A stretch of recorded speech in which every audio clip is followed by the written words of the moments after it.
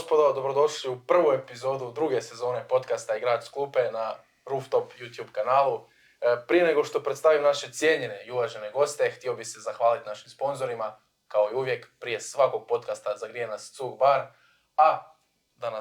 da ostanemo zagrijani brine se pivnica i pivovara Mlinarica sa pivom American Pale Ale. A naši gosti su, inače u ulozi voditelja, ali danas u ulozi gostiju, ekipa s podcasta 824, Profa, Antun i iz meni s desne strane Relja. Dečki, dobrodošli. Pozdrav. Pozdrav, hvala na pozivu. Idemo odmah bolno i u glavu. Evo, snimamo dan poslije novog poraza od Plzena. A ne znam, ne bi krenuo sa sucima, jer igrali smo loše. Kako ste vidjeli tu tekmu? Pa znaš kaj ću ti reći, ne bi se sigurno vadio na suce u situaciji kad mi ne iskreiramo 3 mrtvaca, ajmo reći, za zabit. Tu nemamo se šta vaditi na suce. Šak i ja smo komentirali u live-u, ti si bio s nama, prosto. Jučer smo komentirali u live-u da onaj penal sporni što se pričalo za Baturinu, da ga ne vidimo kao penal i da mislim da tu nismo oštećeni, a sad ona situacija sa zaleđem i to jest povlačenjem linija, da li je ta linija prešla preko kopačke Plzenovom igraču ili nije, ne znam iskreno, ali nekako tu bi bio poprilično siguran da su to dobro napravili, zato što je to, ajmo reći, tehnologija od UEFA koja je na ozbiljnoj razini. Tako da, evo, na to je neko. Ne bi se žalio, ja bi prvo išao na to da mi moramo u svom dvorištu puno toga počistiti i napraviti bolje. Da, evo, rekao si bio u Cugu ranije da smo sad nešto hladnije glave.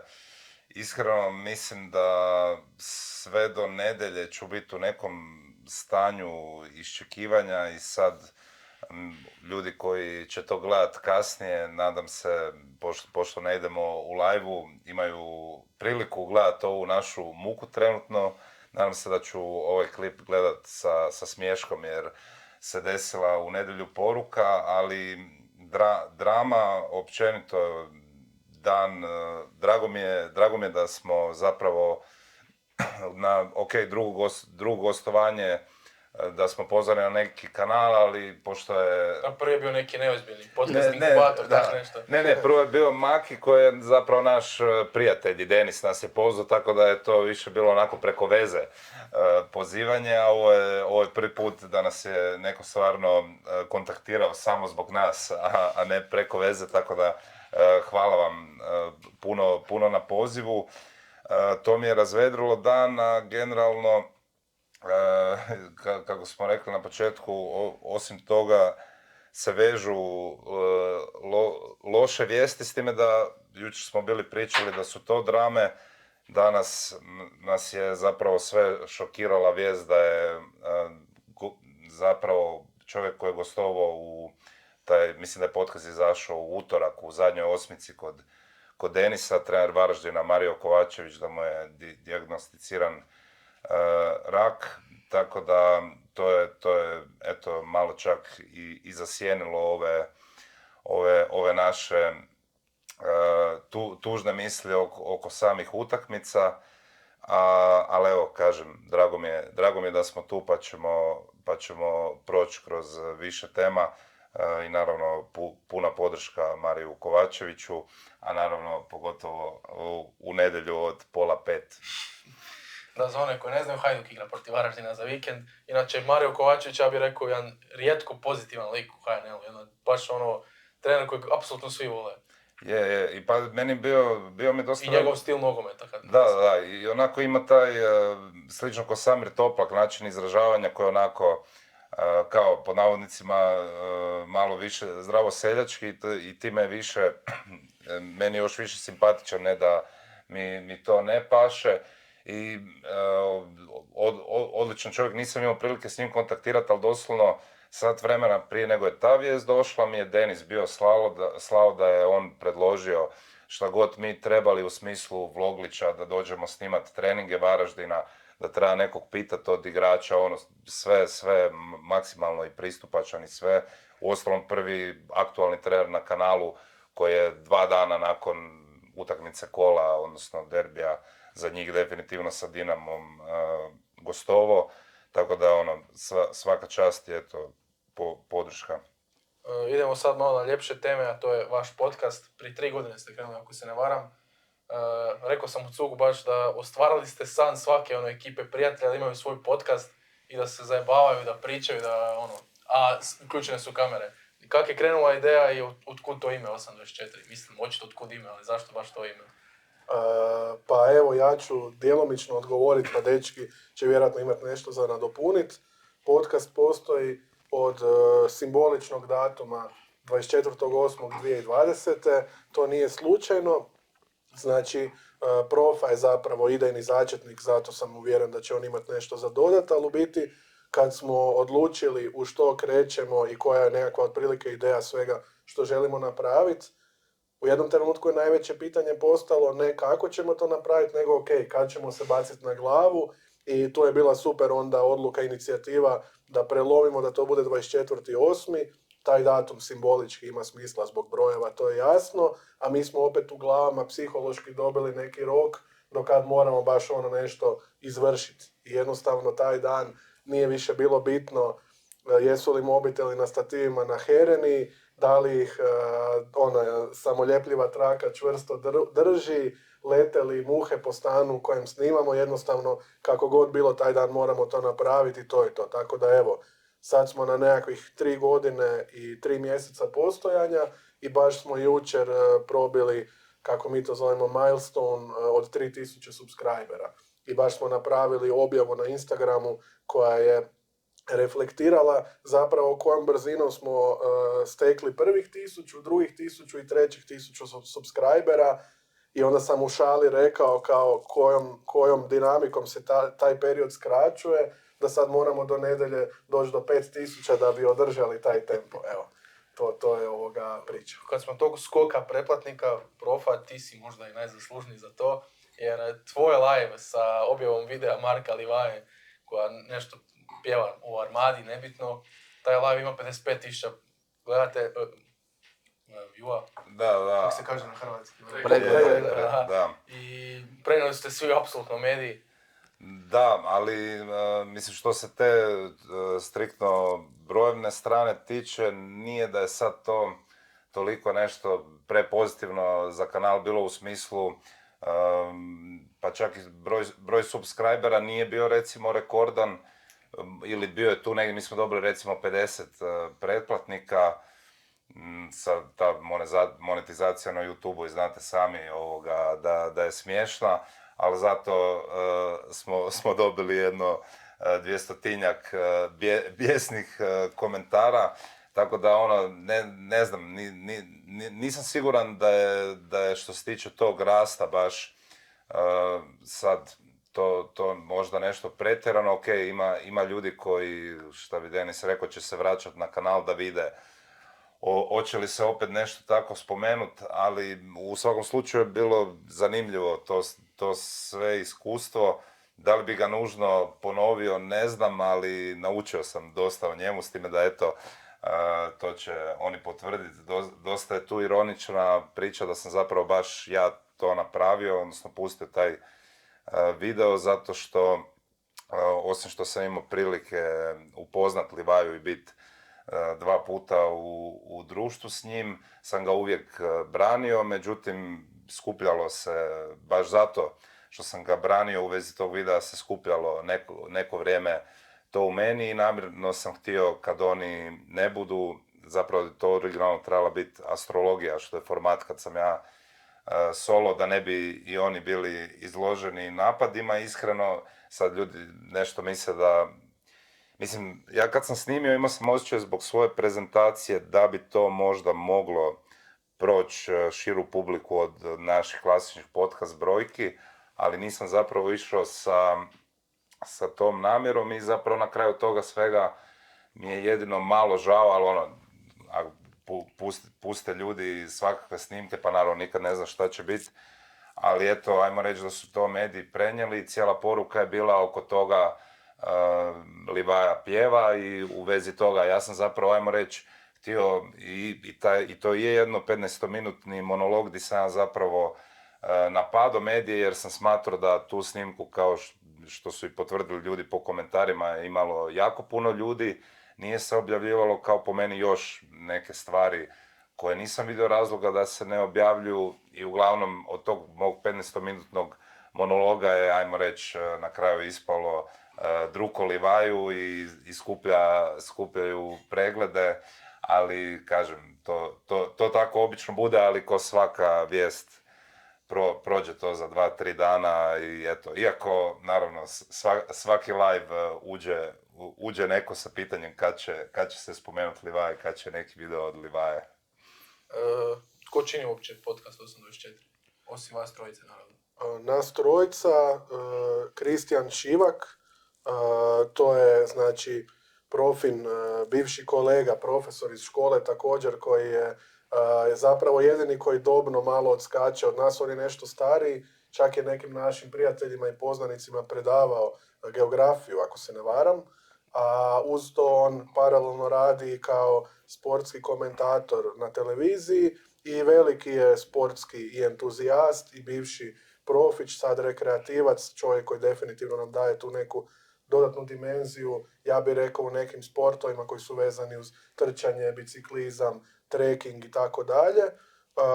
Lovro Naglić, naš prijatelj koji se nekako isprofilirao kao vloger u svom formatu Vloglića, i Denis Draganović koji ima svoj format Osmicu. Denis je baš duboko involviran u pore nogometa, ima jako puno iskustava iz nogometa, jako puno poznanstava i to sve pretvara u nekakav super novinarski doprinos u svojoj Osmici gdje ugošćuje nogometaše, trenere i lica iz nogometa i priča s njima jedan na jedan.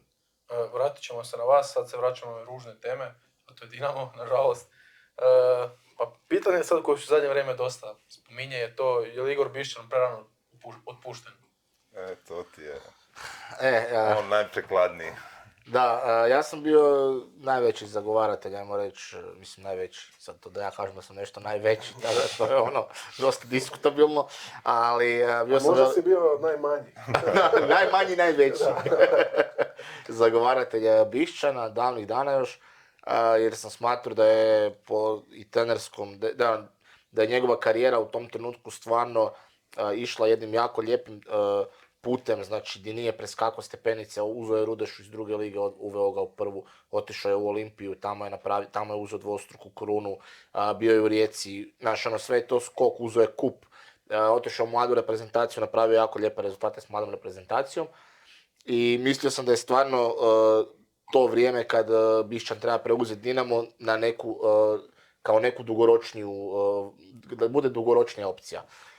Međutim, ušao je u taj koloplet svih mogućih situacija koje se dešavaju i događaju se dan danas oko Dinama, tih svih raznih borbi i jednostavno uz katastrofalno, nažalost, odrađen prijelazni rok, što će sad Denis doći na svoje, da sam ja konačno priznao da je prijelazni rok loše odrađen. Utakmica protiv Ajeka, koja je odredila Bišćanovu sudbinu, a koja je bila po meni katastrofalno vođena od njega samog, mu je zapravo je nakon te utakmice bilo jasno da je očito možda preveliki pritisak na njemu i da možda nije dorastao tom levelu. Ja se iz ove perspektive danas, kad gledamo šta se Jakiru trpi i trpi mu se s razlogom, jer ja smatram da se treba Jakira istrpiti i dalje, Bišćan je uskraćen za minimalno 10 utakmica u tom pogledu. Meni je jako žao što Igor Bišćan nije ispunio nekako, što nije napravio rezultate koji su na razini Dinama i što nije ostao duže trener. Ali šta ćemo, život ide dalje, možda nekom drugom prilikom, vraćali su se mnogi, zašto se ne bi... Baš to htio sad pitati, imate li dojam tipa da su treneri kao što Igor Bišćan i Igor Jovićević su zapravo bile žrtve uprave? Jer i Jovićević i Bišćan su došli u trenutku kad su uprave se svađale međusobno. Jovićević je bio praktički žrtveno janje nakon odlaska Bjelice jer ga Mamić nije htio, uskočio je tu par tekmi, poslao si ga dalje. To je ipak čovjek koji je stvorio i Guardiola i Šutala i koji ih je znao i oni su njemu vjerovali na kraju krajeva. Slična stvar je sad i s Bišćanom. Isto je došao u krivi trenutak. Jesu mogli, sad si ti rekao, trebalo su dati veću šansu, ali jesmo prelako potrošili tako talentirane trenere. Jovićević je prošle godine sa Šahtarom igrao ozbiljnu ligu prvaka. Ne, moram pohvaliti jer eto od svih nekih primjera i svih razgovora koje imamo u Dinamu niko nije spomenuo ovaj primjer Jovićevića, ali da, odlično. Da, svi se vežu na Čačića kao zadnji prije Bišćana i ovo, baš si dobro si pogodio, baš slična mu je funkcija, ne. Je, i ja bi se složio da si super to poentirao. Mislim da je Jovićević možda ljudima tu nekako ispao u drugom planu, zato što unatoč tome što on ima kao trener nogometni rezultat i CV, uz njega možda nije toliko prisutna ta neka emocionalna veza između prosječnog navijača s Dinama, koja je prisutna kad pričamo o Bišćanu. I na kraju krajeva, bit ću pošten, to vrijedi i za mene. Znači, ja poštujem rezultata, ali sentiment me sigurno više veže uz Bišćana. Mislim da jesu oni ispali žrtve situacije. Što to znači? To ne znači da nema njihove odgovornosti, njihovih grešaka, ali znači da je njima natovaren puno veći teret od samog onog što su oni prouzrokovali, nego su ispali jednostavno kolateralne žrtve. Što se tiče recimo Bišćana, meni je najviše žao što se njega tiče da čovjek koji je i o nekakvom objektivnom karijerom i uspjesima, igračkim, i nakon toga trenerskim s jedne strane, a s druge strane i onim što on ljudski znači za Dinamo, čovjek je definitivno bio u plusu i po jednom i po drugom pitanju, u vrlo kratko vrijeme došao do toga da ga malo ću sad iskarikirati, ali da ga doslovno ismijava, izruguje mu se svaka osoba na stadionu. Osim mene i još manjine. Mislim da to nije fair i mislim da on to nije zaslužio i kako smo mi ugostili u podcastu dosta ljudi koji imaju veze s Dinamom ili su dio kluba, isto smo što pred kamerama, što ovako u razgovoru s njima čuli više puta da je on toliko se potrošio ljudski, da je njega to sve toliko izmučilo. Ok, i dalje on ima tu odgovornost, ima plaću, sve je jasno šta nosi pozicija trenera Dinama, ali jednostavno ispada da je ovo njega izmrcvarilo valjda doživotno i ne znam da li će se on ikad vratiti u Dinamo. Ako hoće, mislim da je potrebno dosta vremena da prođe da bi se to dogodilo. I samo bi još htio reći, u ovom trenutku, mislim, kad pričamo o tome kako mjerimo da li je Dinamo trenutno dobar ili nije nešto što je konkretno trenutno, mislim da gledamo nastupe u Europi i kako stojimo u HNL-u. I sad nekakva je generalna priča da ova sezona nije prelomna što se tiče Europe, u stilu šta bude, a HNL moramo osvojiti. Znači, kad je bio Bišćan, da, on je loše vodio utakmicu protiv Ajeka, tu nema pitanja, doslovno je trebalo u 93. minuti na bilo koji način prekinuti ritam, 30 sekundi ugasiti napad Ajeka, napraviti zamjenu, šta god, samo da se ne dogodi jedina stvar koja se nije smjela dogoditi, a dogodila se, ali općenito mi u tom trenutku nismo uopće mogli još pričati o HNL-u, koliko je on imao poraza u HNL-u u ovoj sezoni? Samo jedan. I imao je remis sa Goricom. Znači imao je jedan poraz i jedan remi i imao je dvomeć protiv Ajeka koji je možda najtragičniji događaj u povijesti kluba u smislu da je na svim razinama dogodilo se nešto što je apsolutno protreslo klub. Ja ne kažem da trebamo žmiriti na njegovu odgovornost i njegove greške, ali mislim da je njemu na leđa natovareno pa valjda puta 50 onog što je on napravio. Slažem se. Što se tiče Vičevića, sam htio zaključiti. Nakon Vičevića smo igrali s Mamićem, smo realno igrali četvrtfinale Europske lige i možda i zbog toga on isto dosta pao u sjenu, jer napravio su uspjeh bez njega, ajmo dalje. Sad ću malo komentirati same igrače Dinama. Prije svega htio bi Nevistića, koji je sad postao drugi golman opet, Zagorac je dobio to povjerenje. Na njemu isto ogroman teret, jer mi smo imali Livakovića od kojeg si ti očekivao, ok, on će skinuti 4 zvicera, ajmo dalje. To nije realno očekivati od golmana. Ono što Livaković branio u Dinamu nije bilo realno. Pa puno toga nije bilo realno i vezano i za našu repku i za Dinamo da Livio brani, pa je Livio branio i navikli smo se stvarno na jedan ogroman level tih obrana i to što je Šaki isto pričao, tipa ne znam protiv Sparte, ti nemaš osjećaj da bi Livio branio, ne znam sad, neki čisti gol, nego bi Livio branio nekog mrtvaca, bi izvukao neku refleks, neku mačku bi odradio i takvu obranu bi napravio da bi možda preokrenuo utakmicu u tom smislu. I to je jednostavno njegov efekt koji je on bio, ako se ne varam, 7 godina tu. Ne može se njegova uloga samo tako zamijeniti. Ok, odlazili su, ajmo reći pod navodnicima, veći i značajniji igrači, ali teško mi je sad sjetit se da je netko 7 godina proveo u ovom mandatu u Dinamu.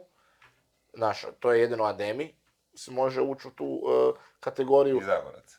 Da, ali da je njegovim odlaskom, Modrić je bio puno kraće, Mandžukić je bio puno kraće, svi ti igrači su bili puno kraće i puno brže su išli van. Livije je ostajao, zašto je ostajao? Pa ostajao je naravno zato što je Dinamo bio u tom trenutku najbolji vjerojatno u povijesti. U tom smislu da je dosegao u Europi razinu kako nije dosegao dugi niz godina. I naravno da je bio gušti i sve ostati ovdje. Tako da sad Nevistić je imao jednu jako nezahvalnu ulogu i zato što prošle godine on praktički, ne znam, on je 2 godine nije branio. Nije branio, bio je tamo nešto na Lokomotivi, na posudbi. Ona izdanja koje on pružao u Rijeci su jako dobra i mislim da on je potencijal da dođe na tu razinu koju je prikazivao tad. Međutim, Dinamo, nažalost, u ovoj situaciji nema vremena trpiti golmana. Dinamo nema vremena trpiti golmana da dobije 20 utakmica u kontinuitetu, od kojih će u 15 primiti gol koji je možda on kriv. To nažalost. Nažalost, u svom ovom kolopletu situacija koja se događa oko Dinama, a to mislim i na upravu, i na navijače, i na klub, i na pojačanja, i na Petkovića, i na sve što se događa, Dinamo jednostavno nema vremena, nažalost, to istrpiti. Po meni je Nevistić kvalitetan golman, ali mu treba vremena da uđe u formu. Zagorac je tu, Zagorac se pokazao ok, sad nije branio Nevistić 2 godine, koliko Zagorac nije branio. Jasno. Koliko Zagorac nije branio, ali stojimo iza njega. Zašto? Zato što je nekakvim gardom nečim pokazao da Zna je tu. Zna se da on vođe slačionice bez obzira što ne igra. Da je tu i onda da je, ajmo reći, pod navodnicima prisutan i jednostavno, evo sad protiv Viktorije primiš dva puta, izgubiš po 1-0, primiš 2 gola iz penala. Šta reći na to? Tako da, on sad protiv Varaždina se odbije lopta od Ristovskog, gdje Boško šutalo fula, nije opet Zagi kriv. Znaš, je prvi kut, ali tu pokrivaju njih dvojica, ideš na drugu stranu. Tako da... Idemo baš te stoperske pozicije. Ja mislim, to je moje mišljenje, da će Dinamo trpiti dosta dugo će trpiti Boška Šutala, jer doveo si ga za 4 milijuna eura. To je za Dinamo jako, jako ozbiljan novac. I moraš ga istrpiti da ga bar prodaš u onom trenutku za isti novac za kojeg si ga doveo.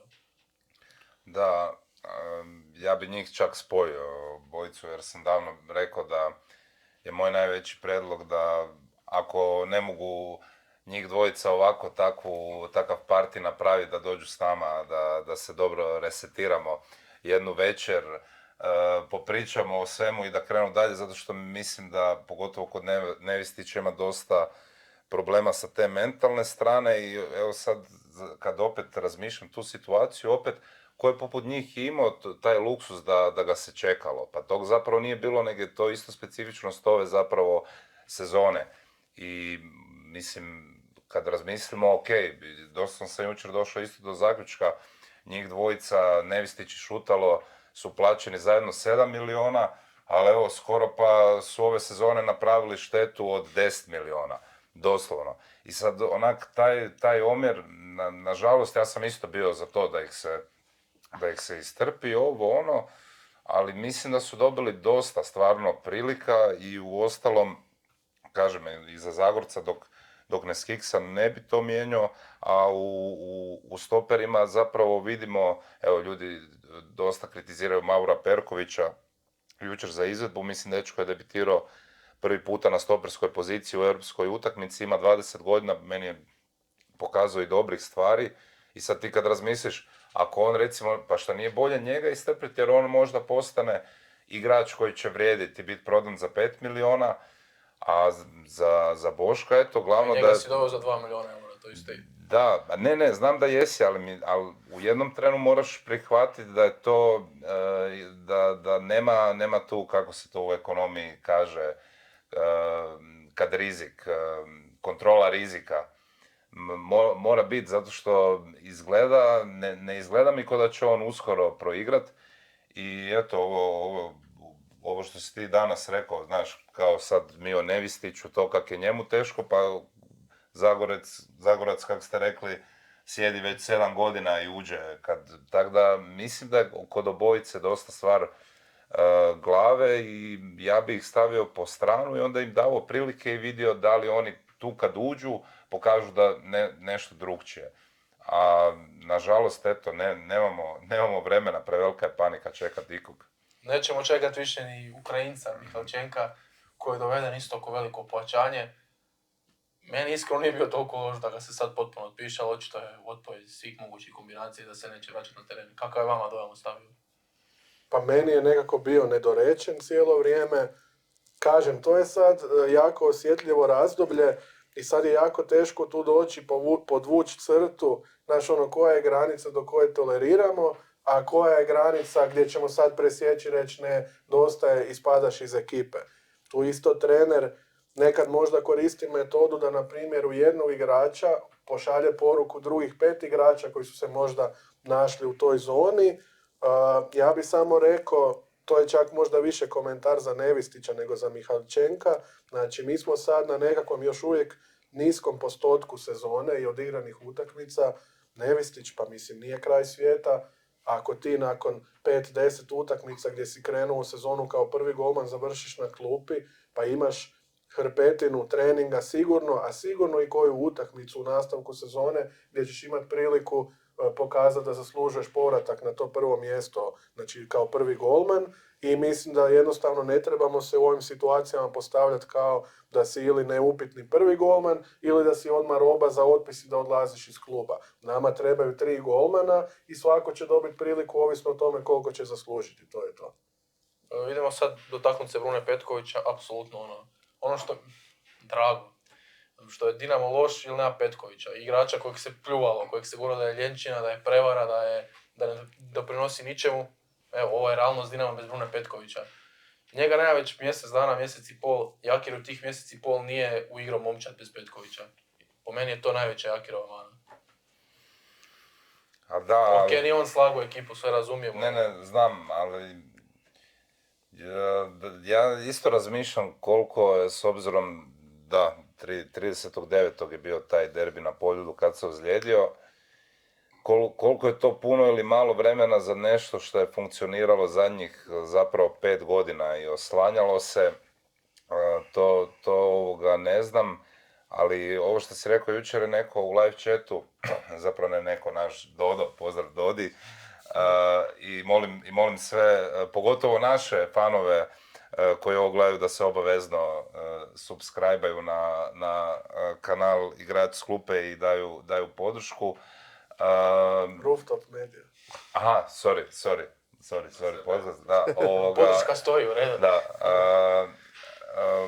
pa dobro, za jedan smo time outu davali podršku, nismo za jedan davali. Ovom ćemo poslije razgledati.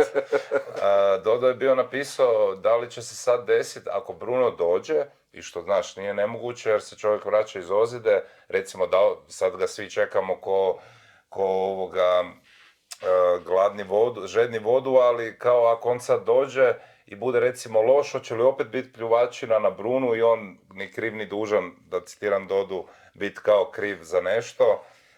Nismo mislili, ali mislim, gledaj, s jedne strane nismo si htjeli priznati to da smo mi sad u ovom trenu ovisni o Bruni ko Hajduk, ko Olivaj, pokazuje se možda da možda i jače, ali opet smo s druge strane svi pričali ako odu svi reprezentativci, ako ode Bruno, da će sezona biti banana. Pa sad je to razdoblje kad nismo ga prodali, ali ga nije ni bilo. Tako da s te strane mi nije čudno da je veliki pad, ali opet šta god ljudi pričali o kvaliteti Dinamovih igrača i kako god, nerealno je da nismo bolji u utakmicama protiv Gorice, Balkanija, Varaždina i tako dalje. i tu je to jednostavno sve pripisujem toj nekoj psihozi koja se uvukla. Čuo sam i neke priče da ono, doslovno kad fizioterapeuti dođu u slačionu i sad ono pitaju treba ko šta, ono, ne treba niko ništa, inače ono, svi skaču, bude živo. Tako da nekako treba tu psihozu razbiti, ali realno je u sportu da se to uvijek radi pobjedama, tako da ne vidim drugi način. Vidimo se još malo dotaknuti pojačanja. Tibor Halilović je ono, ajmo reći, eksplodirao pod navodnicima u prve 3-4 tekme. Nakon Balkanija nije dobio ni sekunde. Kaneko je bio promašaj, sad nam postao heroj. Bernauer je isto bio totalni promašaj na jednom. Opet je zabio Istri, tamo je eksplodirao, igrao je par tekmi. Sad je on opet na klupi. Jer šta Jakir zapravo? On traži nešto ili ne vjeruje zapravo nikome? Pa dobro, treba priznat da Jakir... Sosu, inače zaboravljeni stoper Dinama, koji je igrao sam protiv Ponikvi i Orioca. A kojeg smo čekali, koji kad je bilo najavljeno dolazi stoper, konačno dolazi stoper, Sosa potpisan, svi ono, Sosa potpisan. Još lijevog beka može igrati. Da, ono, spas na svim razinama, frajer, ono, više bi ja minuta upisao na mjestu stopera, vjerovatno. Dobro, možda se smatra da je specijalist za male utakmice. Ok, treba priznati, Jakiru nije slagao ekipu, slažem se, ali opet tu, dobro si rekao, nije Jakir lišen odgovornosti i sigurno je da je trebao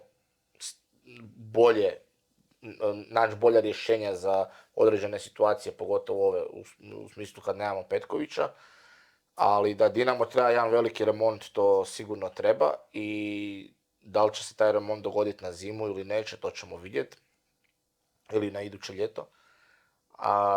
I tako da slažem se da Jakir ima dio svoje odgovornosti u tome, ali opet kažem, nije ju slago, nije bilo ekipu, ono što mu se dogodilo u Rijeci recimo.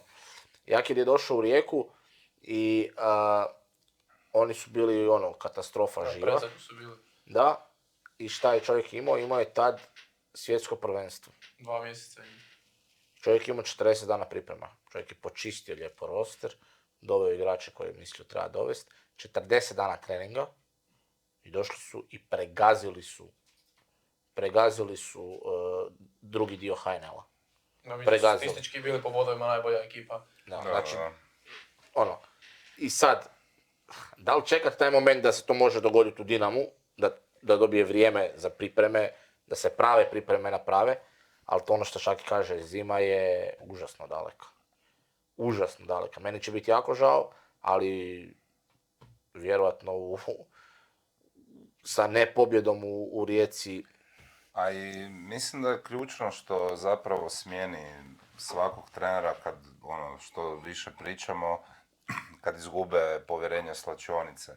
Ja se slažem s tobom, meni su isto te zamjene, te stalne rotacije i mijenjanja nešto što onako s jedne strane mu najviše zamjeram, jer mislim da teško mi je zamisliti da ti igrači koji onda tipa uđu pa onda su zamijenjeni, da se oni osjećaju predobro oko toga, a sad opet imamo tu paradoksalnu situaciju gdje smo svi napadali Bišana jer ne mijenja.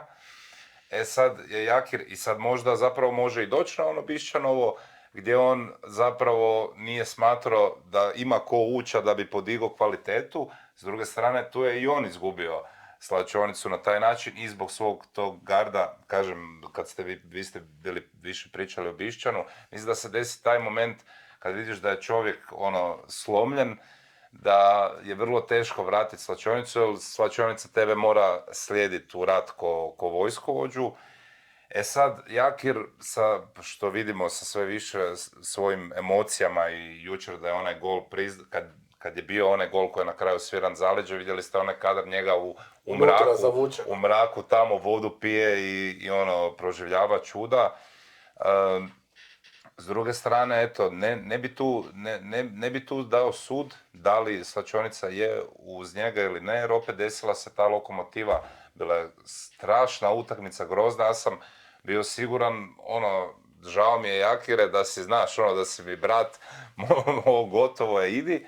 I onda su zapravo po meni igrači pokazali da jesu uz njega zbog toga na kraju. Jučer su oni jurnuli i evo, kažem, jako me zanima ta nedjelja i kako će se to rasplesti, jer mora biti povezano izvedba sa time da li igrači stoje iza trenera i ja ne mislim da je totalni remont recimo potreban u Dinamu, nego da se ta neka klima pobjedi, kažem, uz pobjede.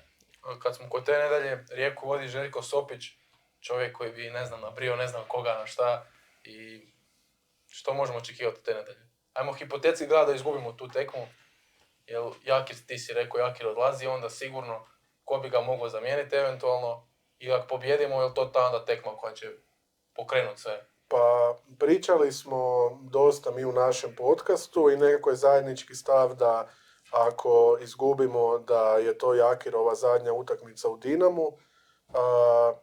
Ako on ode, tko će doći, pa mislim spomenut je Bjelica kao opcija, a ako pobjedimo, nadamo se da je to onda ona točka gdje kažemo ok, dotaknuli smo dno i ovo je početak nekakvog uzleta, ali već smo imali 2 utakmice koje su imale infarktnu završnicu i u kojima smo mi na kraju nismo izvukli deblji kraj i mislili smo da je to taj trenutak, pa se pokazalo da nije. Kriza koja se događa u Dinamu očito ima puno slojeva i očito jedna pobjeda u infarktnoj završnici apsolutno nije nikakva garancija da će se svi problemi time ili riješiti ili barem početi rješavati u kontinuitetu. Hoćete i nadodati nešto? Pa slažem se, imali smo 2 utakmice, Osijek i Lokomotiva, za koju smo svaku od te 2 smatrali da je li to ta prekretnica sezone, je li to pogotovo Osijek bi ja rekao, gdje sam ja osobno razmišljao, to je nešto što nam je trebalo nam je nešto infarktno da dobijemo, da se povežemo i protiv jakog protivnika na gostujućem terenu, svi ti faktori su jako važni i u tom trenutku sam stvarno mislio, ajde, konačno, jel idemo, krenuo je pad opet. Dovodila se Lokomotiva, opet pad. Tako da, ne znam više, bojim se željeti te utakmice.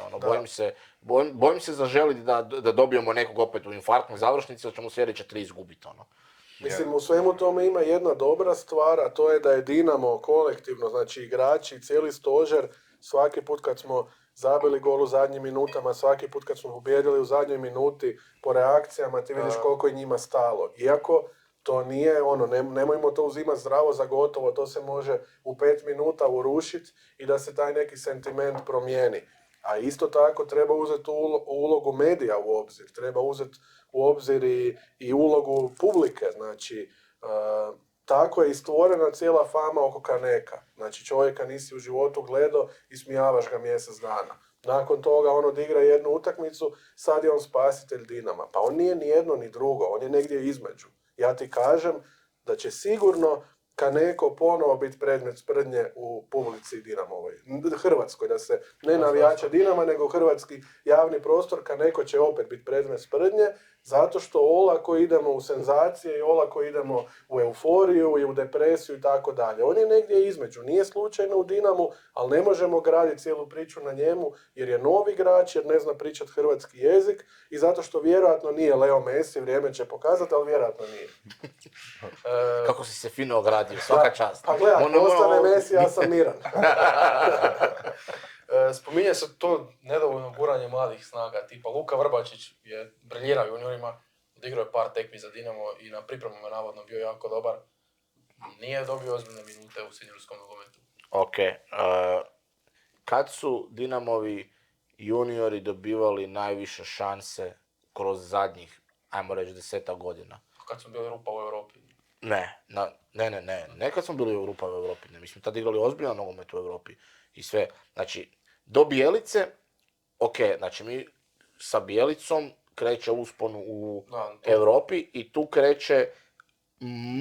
kreće puno manje stavljanje talenata u momčad. Sjeti se da je Majer bio blizu potpisa za Osijek, jako blizu, i da je trebao otići iz Dinama. Bjelica je smijenjen, Majer ostaje, postaje glavni igrač.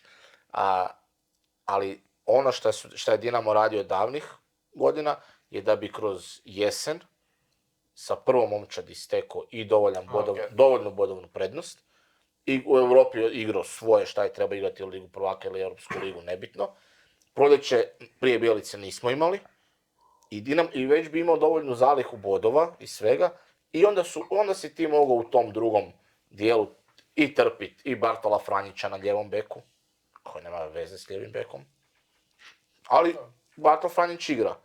I onda su ti igrali, ne znam, svaku utakmicu si ti imao 2 juniora koja su igrala i to je recept koji je davao vrlo jednostavne stvari. Oni su se u opuštenoj atmosferi, sigurno i Dinamo jedan kiks ili nešto nije ništa predstavljalo, kalili, dobivali prijeko potrebne minute seniorskog nogometa i onda su iduću jesen već mogli biti ili prvotimci ili bi kroz godinu dana bili već godinu dvije prodani.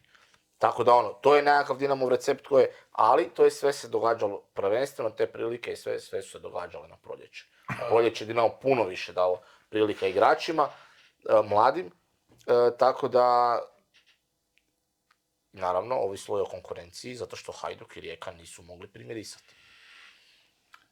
I ta famozna pitanje filijale, druge momčadi, gdje bi kao dobili priliku. Pitanje čega? Da.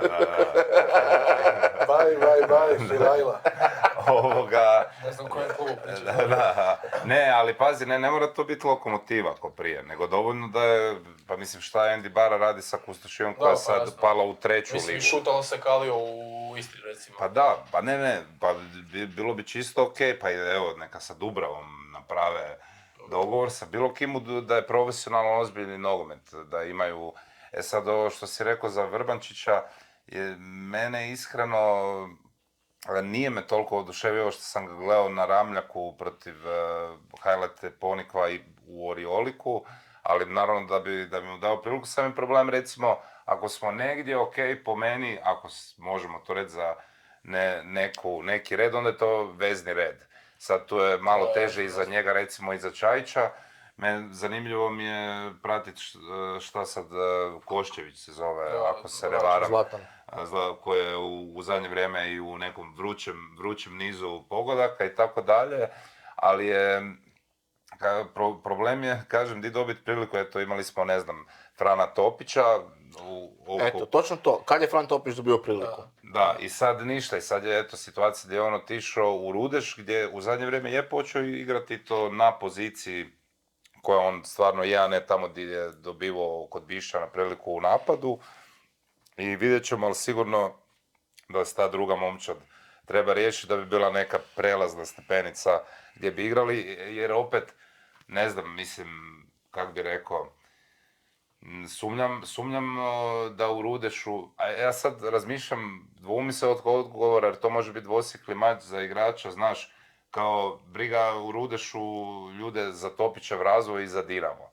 I sad neće oni njega trpiti, ali opet može to za njega biti pozitivno ako se uspije izboriti i tako dalje, ali definitivno jedna ta momčad u kojoj bi se brinulo o razvoju Dinamovih igrača u tom nekom prelazu je nužna i svi u klubu pričaju to cijelo vrijeme, svi to znamo, pa eto koliko već 2 godine ta ista situacija. Slično koji za sportskog direktora zapravo. Da, moram samo spomenuti za Vrbančića, manje sam ga, ti si nabrojao minimalno 3 utakmice, ja sam gledao uživo utakmicu protiv Ponikvi, ili Ponikvi, kako bi rekli lokalci, i meni je on tamo bio možda i najbolji igrač. Odlično je odigrao, tako da... Mislim, to je niže ligaš, pa nećemo previše uzimati, ali... Okej, ali ti kad dođeš tamo, ti moraš, ako imaš to nešto, ti moraš to tamo pokazati. Jako je čudno ako imaš to nešto, a tamo nisi u stanju pokazati. I meni je on tamo možda bio čak i najbolji pojedinac i čisto kao podrška njemu, nek bude strpljiv. Jer razvojni put i put do toga da postaneš prvotimac, igrač kojeg se pita u Dinamu, nikad nije isti. Puno je tu faktora i ne ide to sve nekim linearnim putem, samo nek bude strpljiv i bit će sve ok. Jer svaki igrač u Dinamu koji je postao glavni igrač je u nekom trenutku prošao ili kalvariju neku, ili bio ismijavan, ili bio kritiziran, ili bio na rubu izlaznog transfera u Osijek, kao što si spomenuo za Majera. Znači, doslovno do razine Luke Modrića svaki je prošao neku fazu kad je bio u najmanju ruku osporavan od nekog. prije repke i našeg dragog HNL-a idemo vas pitat najdraža i najbolnija uspomena Dinamo. Može i futsal Dinamo, također se tu spomenuo. Meni je Dinamo Tottenham plus, Šahtar minus. Dobro. Meni isto. To je jedina tekma koju nikad neću sažetak pogledati. Sjećam Da. se samo Bjeliće u studiju HRT-a gdje govore da je VAR sranje i da je VAR smeće i to mi je jedina uspomena tu tekmu. Da. Mislim, Ja sam sorry sam ako bio. mogu samo, jer sam gotov s tim, Šahtar i Ajax su mi onak, Da. to je to. Kaj ti- Hoću ga malo pogurat prema Lukaču. Odim po Lukaču. Da, pogledaj. Poguranac. Pogledaj, evo, super. Aha, okej. Može. A što se mene tiče, Tottenham sigurno jedan od najvećih, ali opet bi ja tu napravio, Tottenham nismo mogli biti na stadionu. Da. Ja nikad neću zaboraviti i Chelsea i Arsenal rušenje na Maksimiru, kad sam bio prisutan. To su strašne, to su oba dva prva kola Lige prvaka, važne su tekme, znaš, nije to da su došli u zadnjem kolu sa B momčadi i takve stvari. Ovo je ono baš full priča i to su mi sigurno, a porazi, ajme majko, ne znam šta da ti kažem, bilo koji od Hajduka koji se doživi. Ja, mene najbolniji isto, baš na tekmi 2-0 kada su nas dobili, kad je Livaja i Atanasov kad su nam zabili. I to je bilo na zimu, bio je Krznar, Kopićeva prva tekma, Isuse, to je baš Kopić. bilo ono kad su razvili plakat Mrzim Dinamo.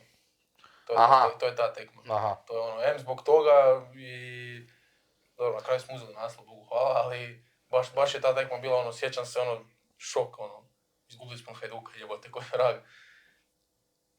Da, razmišljam zapravo i kad si rekao u kafiću, ali sam tad zaustavio proces misli, jer bolje ovako šta mi padne tu na pamet.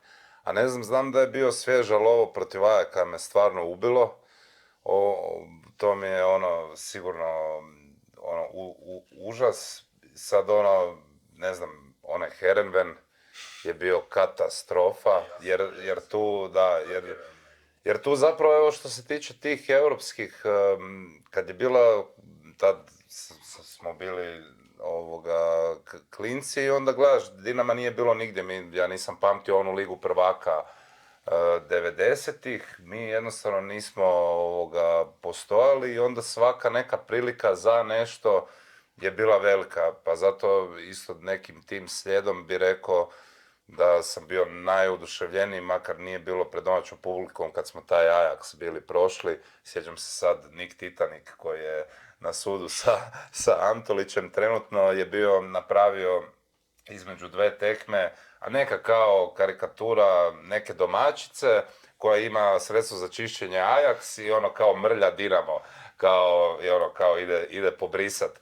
I bila je generalno baš loša atmosfera nakon te prve utakmice koju smo izgubili. Sjećam se, još sam hodočastio na sjever i sjećam Da. se da je bilo ono, aha, to je to od Europe, dobro, znaš, Da, kao da, 1-0 smo gotovo. bili gotovo. I još gledaš njih, Stam, Huntelaar, Luis Suarez, onaj kak se zove Romagnoli, nije Romagnoli. Romagnoli možda. Da, imali su brutalnu momčad, a mi ono... Romagnoli nije igrao u Ajaxu, sigurno. Ne, da. To je stoper Stari Milana neki, prije. Da, znam, ali ne... Stekelenburg je bio golman, meni se čini. Brutalna momčad i sad ono, mi njih ne da smo ih izbacili, nek smo ih baš ono, ubili s time da naravno da smo drhtali ipak na kraju, ali to mi je bilo onako wow, kao, jer tad kao Modrić i Mandžukić su srušili Ajaxa s time... I Mihael Nikić, ne zaboravimo. S time da ti tad gledaš Modrića ko sad Baturinu, a Mandžukića gledaš ono, otprilike, ne znam, ko Kulenovića.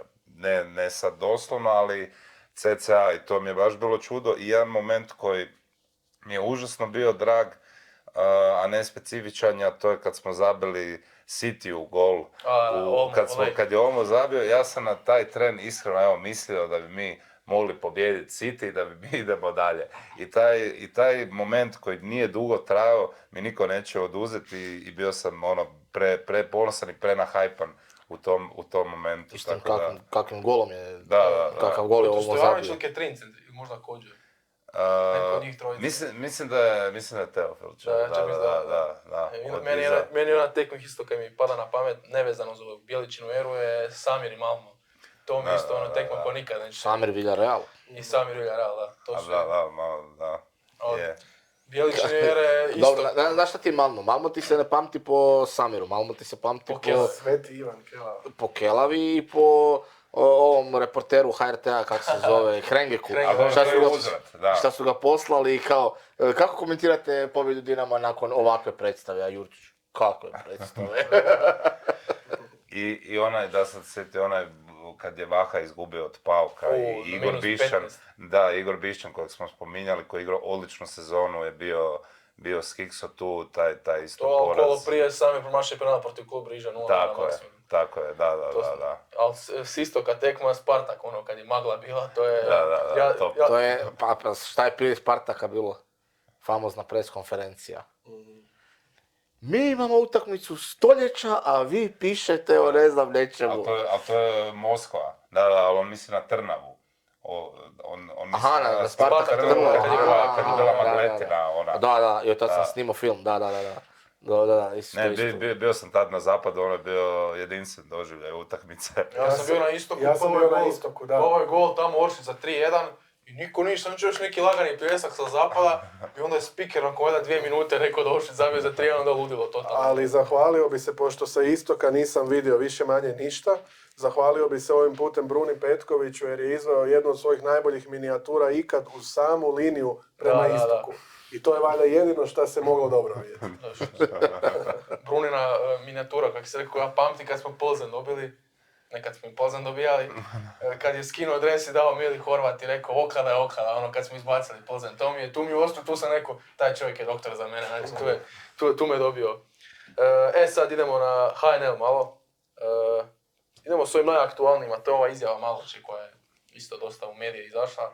Po meni neprofesionalno, ali opet očekivano, znamo ko je Mario Maloča i šta on znači Torcidi i šta je njemu Hajduk. A ja bi kad se prekidam, neprofesionalno u tom smislu što Gorica nije 9. Gorica je relativno blizu vrha. Evo, ako su sad dobili, prestigli su nas. Da pače. Ja bi se samo sjetio kako je Mario Maloča otišao iz Hajduka. Da, to je isto. Podsjeti gledatelji. Znaš kako je otišao? Otišao je tako da ti je bio članak u novinama, u sportskima. 0-0, da lupo Gorica 89, pardon. Gdje su ti ljudi pisali šta vam je nepotrebno u kući, kao štapni mikser, pokvaren, ne znam, ovo ono, a i Mario Maloča ako uđe u nju.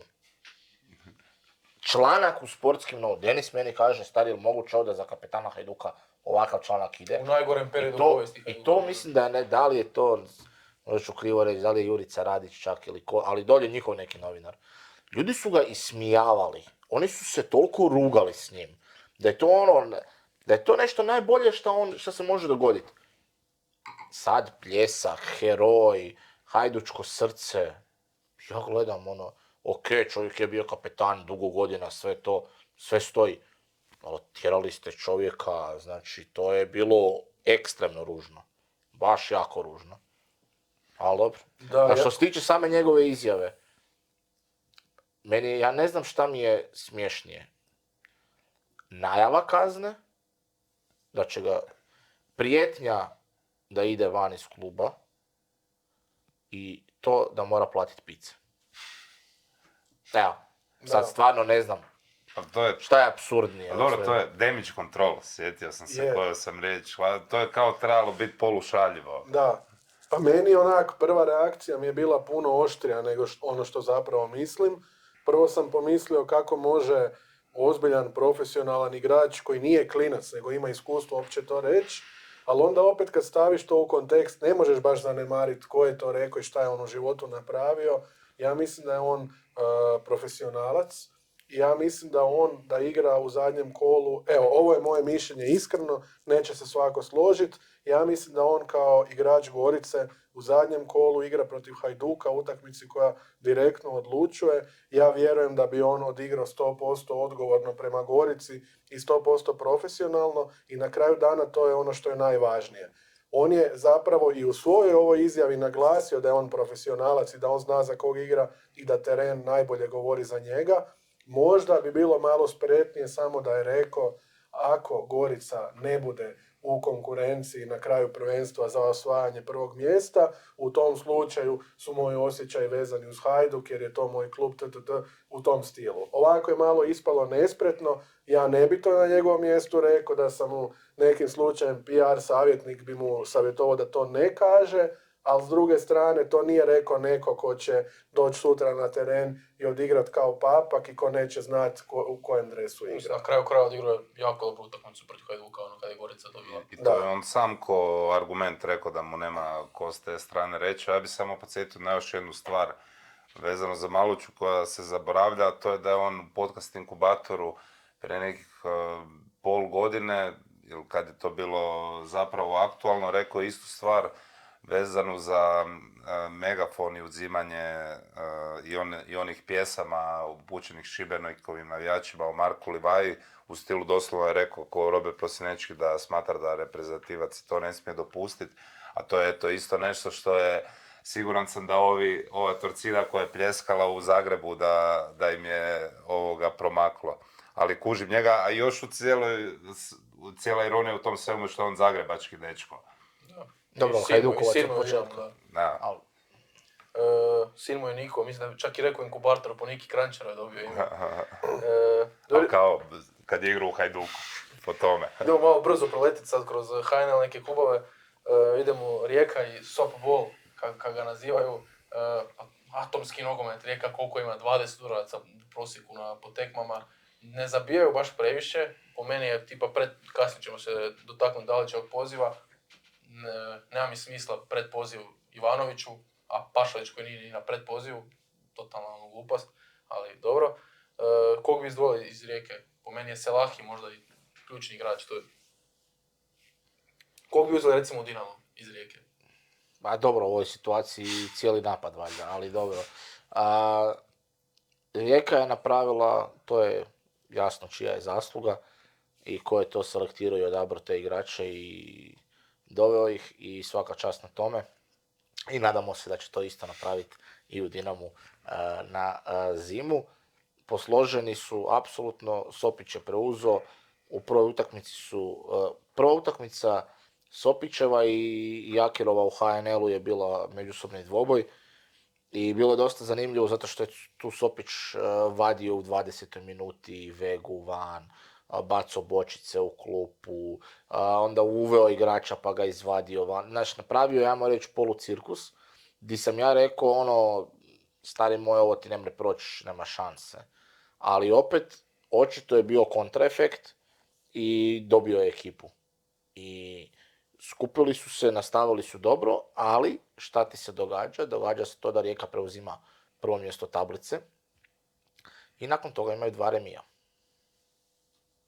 Znaš, to prvo mjesto tablice očito nosi nekakav teret, očito nosi taj pritisak neki i 2 remija su došla, 2 put su kiksali, Hajduk je skočio naprijed. Tako da, po meni je Rijeka u nedjelju čak favorit, igra doma, u boljem su momentu sigurno od nas, jer ne znam koji klub je u lošem momentu od Dinama trenutno. I njima je krenulo. Da, je, toliko da su izgubili od Brightona opet. Su dobili po lampi. Ali mislim da će to će biti... O Sopiću svaka čast, nema se tu šta reći. Svaka čast. No, idemo sad na... Dobro, Hajduk. Čekaj da on kaže. Marka Pašalića, on mi se nekako sviđa. Njega bi doveo. Navodno on bio i u Osijeku, navodno nije prošao liječnički. Ne znam šta Osijek. Dobro, Rijeka je poznata po tom da malo zažmiri na liječničkom. A ne, ali gledaj, ne mreš za njih. To mi je loše kad se gleda kao, znaš šta, mi nismo mogli Ivanovića. Mislim, da ti neko dođe i kaže da je u Dinamo došao igrač koji je igrao ovu regionalnu Bundesligu ili ti njihovu četvrtu. Mislim, kako smo dočekali, pričali smo o Kaneku i ekipi, ovog Bogdana sa CV-em Šaktera, Dinama Kijeva i Anderlechta, pomeli smo ga ko smeće zadnje. Mogu samo misliti kakav bi imao Ivanović, znaš, ok, on je bio igrač Augsburga u tom trenu, Ali, eto, ne mislim mislim da je glupo gledati da smo mi mogli nekog od njih dovesti pa bi oni igrali tako uostalom, ni oni sami nisu konstantni, tebi se čini jer je njih puno, stvarno je tih, nismo još Pjacu uopće spomenuli, mislim, ali puno tih ofanzivnih, fascinantnih igrača, ali ovo što kažeš, Rijeka od onih prvih kola sa Jakirom, sve pobjede su na jedan razlike.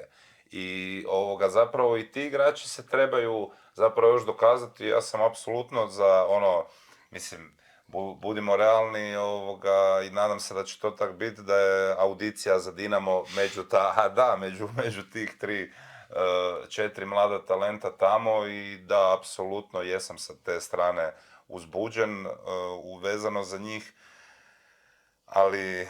Imali smo Niku Jankovića, a mi smo uzeli Antonija Marina.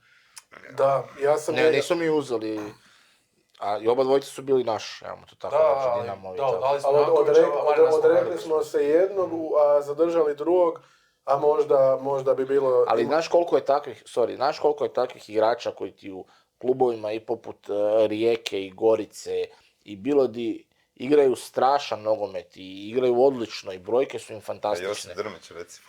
Josip Drmić, pa Lovrić. Šta je Lovrić napravio u Osijeku? Da, pa jasno. Dočekali su Pazi, u Osijeku. Dočekali su ga ko kralja. Ali opet nije koncepcija momčadi prilagođena isključivo njemu. Nego imaš tu Mjereza, imaš Jugovića, imaš Caktaša, imaš tu ekipu koja je opasna, oko koje se priča gradi. Ne gradi se oko tebe. Znači, i padaš u drugi plan. Mislim, i efikasnost mu pada. Znači, a Osijek je, složit ćemo se, ipak razina ispod Dinama. Da, šta će ti se dogoditi u Dinamu? Znači, tako da taj skok u veći klub je uvijek diskutabilan. Znaš, trebaju oni dobiti priliku, slažem se, sve ok, dokazani igrači, ali... Zato ti se nama kolektivno kosa na glavi dizala vezano za to da bi mi 5 miliona dali za Frigana. Tu bi se izuzeo, ali ne zbog cifre, nego zbog kose na glavi. Frigano nešto krenuo u Belgiji, pa je sad stao isto, vidim da je i njegov klub je na dnu belgijske lige, mislim. Ne, mislim, svaka njemu čast uspije, ali... Da, znaš šta bi još spomenuo što se tiče Rijeke? Rijeka ima jako zanimljivu ekipu i doslovno svaki igrač ima neki razlog zašto zaslužuje sad malo pažnje, ali recimo zapazio sam Godu zato što je lijevi bek je znači tu je uvijek deficit i u Dinamu i u Repki i razmišljao sam o njemu, gledao sam ga malo, ali pokazao je da može... Provjereno HNL ima, ima preko 100 nastupa. Tako je. Sad treba samo vidjeti koji je njegov doseg i u kojem smjeru će se njegova karijera razvijati. Pokazao je da može dugo igrati na istom nivou, pokazao je da može i zabiti gol i asistirati. Sad vidjet ćemo da li će on u nekom trenutku postati zanimljiva opcija za Dinamo. Idemo malo sad na Goricu. Sad sam dobro kako se trener zove kad je došao iz... Dinko Jeličić. Dinko Jeličić. Dinamova škola. Da. A preuzeo isto Sopića, složio tu momčad. Ako ćemo Jakiru zahvaliti na Rijeci, onda Sopiću na Gorici, isto Jeličić to preuzeo odlično. Ili Brklić. Iskočio je Jurić, koji je došao iz Belišća, mislim, on došao iz 3. i 4. lige, pa je slomio ruku, pa ga nije bilo. Sad je čovjek jedina 2 gola u HNL-u koji imao je Hajduk i Dinamo i to za pobjedu. Mislim da će Gorica pasti u jednom trenutku i ona može držati ovo što je sad. Jer vidim evo po ovom rezultatu da sad već pada protiv Belupa. Pa ja mislim da će se održati do kraja. Da, ali mislim da ova velika četvorka, pod navodnicima velika oni ti padaju. A ovi ostali će sa svojim zadržavanjem... Evo to dovoljan pad da se Gorica približi njima?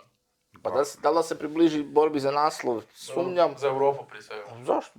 Za Europu, zašto? Ne, mogla bi Gorica zašto biti. Da, ja sam optimist što se tiče Gorice. Dinko Jeličić, tu će sigurno profa imati nešto za reći, ali čovjek je do prije koji mjesec radio s Cristianom Ronaldom. A Gorica, super priča, kapetan Mrzljak, inače kad sam bio klinac, igrao sam nogomet kod dijete na igralištu na Borongaju koji se zove Wembley. Ako niste znali da Zagreb ima Wembley, sad znate. I Mrzljak Filip sa svojim bratom Edijem je odrasao s gradu do moje i u tom nekom bazenu ljudi koji su tam igrali nogomet su bili i oni, tako da njega baš pratim sa posebnom simpatijom i jako mi je drago da to sve što radi još i u ulozi kapetana. Mislim da je super priča, mislim da je jako dobra ekipa, jako dobar trener. Iako je pitanje da li sam optimist da će oni održati nivo do kraja sezone, moj glas ide da hoće. Uostalom, oni su općenito u 2023. Treći, da, po broju bodova. Da. Iza Dinama i Rijeke. Da, Malo čudno zvuči iza Dinama, ali da, iza Dinama su. da. Idemo na Varaždin, spomenuli smo nažalost ovo što sad dogodilo treneru Kovačeviću, ali oni su poznati po tom nogometu, mi ne idemo na bod. Mi idemo po pobjedu, to ih je možda i koštalo par utakmica. Brodić je počeo odlično, pa je stao, sad je ozlijeđen, on u Dinamo dolazi na zimu, Da, će se to su, produžiti posudba, da. nebitno. Meni je Fran Brodić jako dragi igrač jer je njegova polusezona u Kustošiji u drugoj ligi, ono što je čovjek radio, ono je bilo, mislim da to niko u drugoj ligi, osim Marka Dabra iste te sezone kad je 33 gola imao. Koji je domet može Varaždin se približiti Gorici ili sad je malo dalje? Pa evo, ja zapravo, ti si rekao u vezi tog spuštanja četvorke, ja mislim da ta srednja klasa HNL-a, a tu bi rekao, ok, Gorica je najjača, Gorica, Varaždin, Lokomotiva, da jesu zapravo sve jači, mislim u ostalom, eto, Varaždin i Lokomotiva su jedine momčadi koje nisu smijenile trenera, dapače, treneri su im bili i prošle sezone. Kao što si rekao, znači imaju 2 poraza uz Rijeku jedini, jest da imaju, i slažem se da ne igraju na bod, ali zanimljivo imaju 8 remija. Uvijek je generalno spektakl, postale su mi jako simpatične ove utakmice petkom. HNL-a, ako je Varaždin ili Belupo, znaš da će sve frcat od golova i uzbuđenja. I eto da, ovo, mislim, nažalost, njima Vukušića su doveli, nažalost, izgleda da nije u formi. Brodić, eto, koji, znači, kad uzmeš u obzir koliko oni zapravo rade dobrih stvari uz te silne promjene.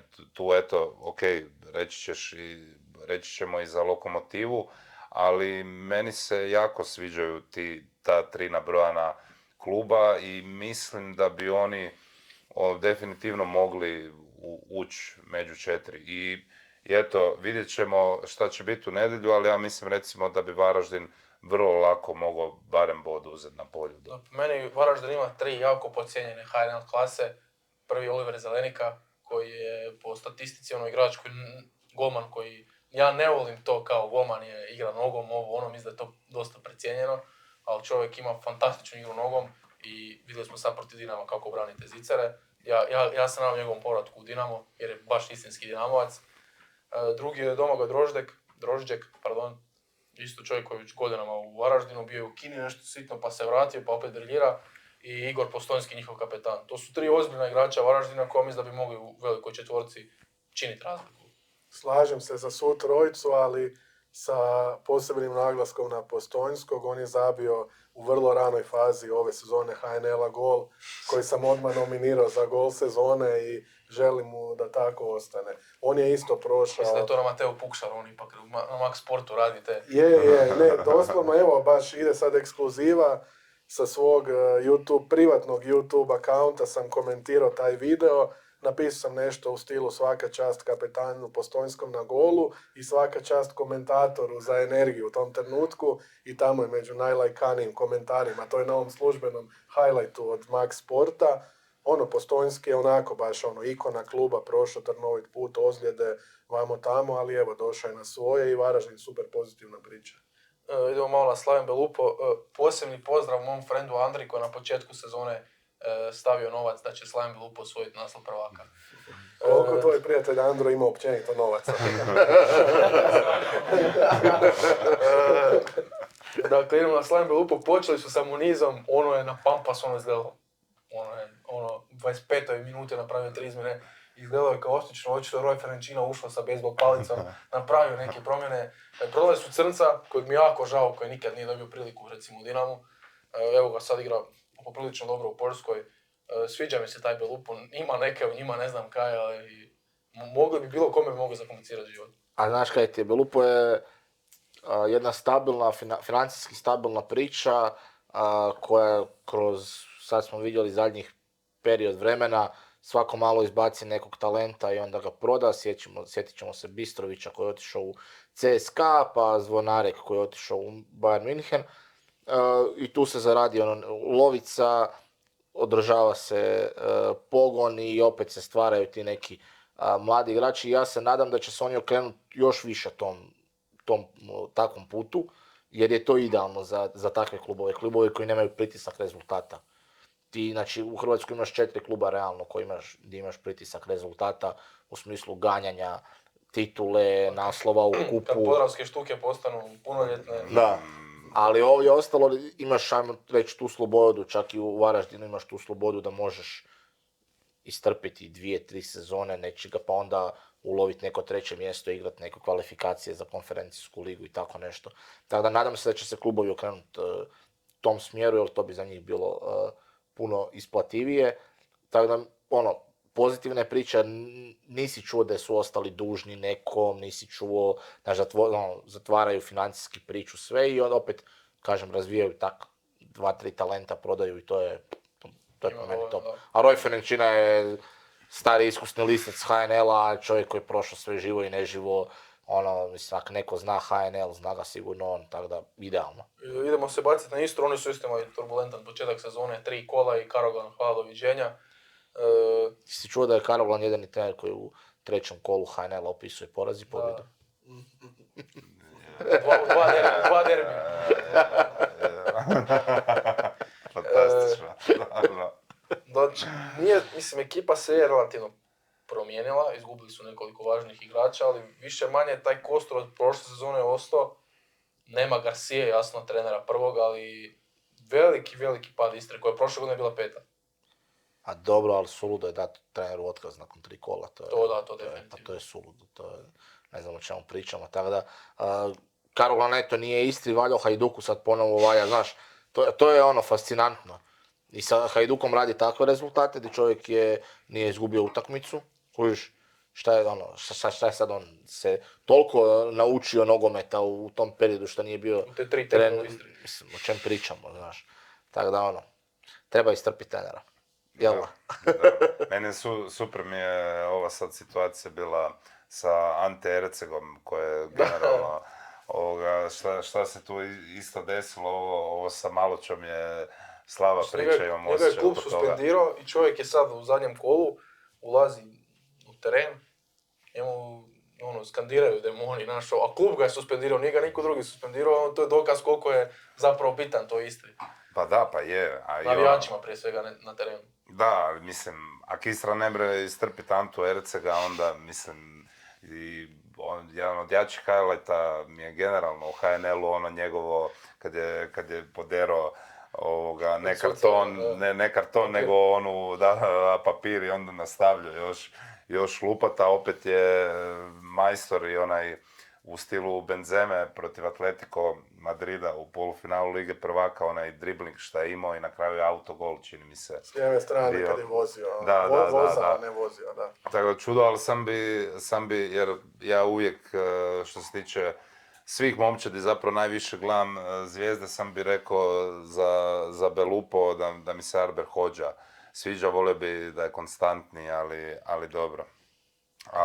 Ali Istra, da, sad jako bitna im se sad desila ta pobjeda protiv Belupa, gdje su se oni malo odlijepili od potencijalnog Rudešovog. Koji je bio samo na 5 bodova, nije to neka...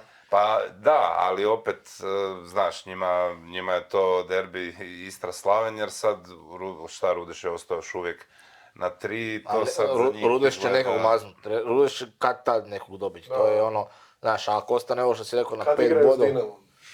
Pa bilo one sezone kad su ispali su Hajduk mazli na pobjedu 3-2. Da, jesu.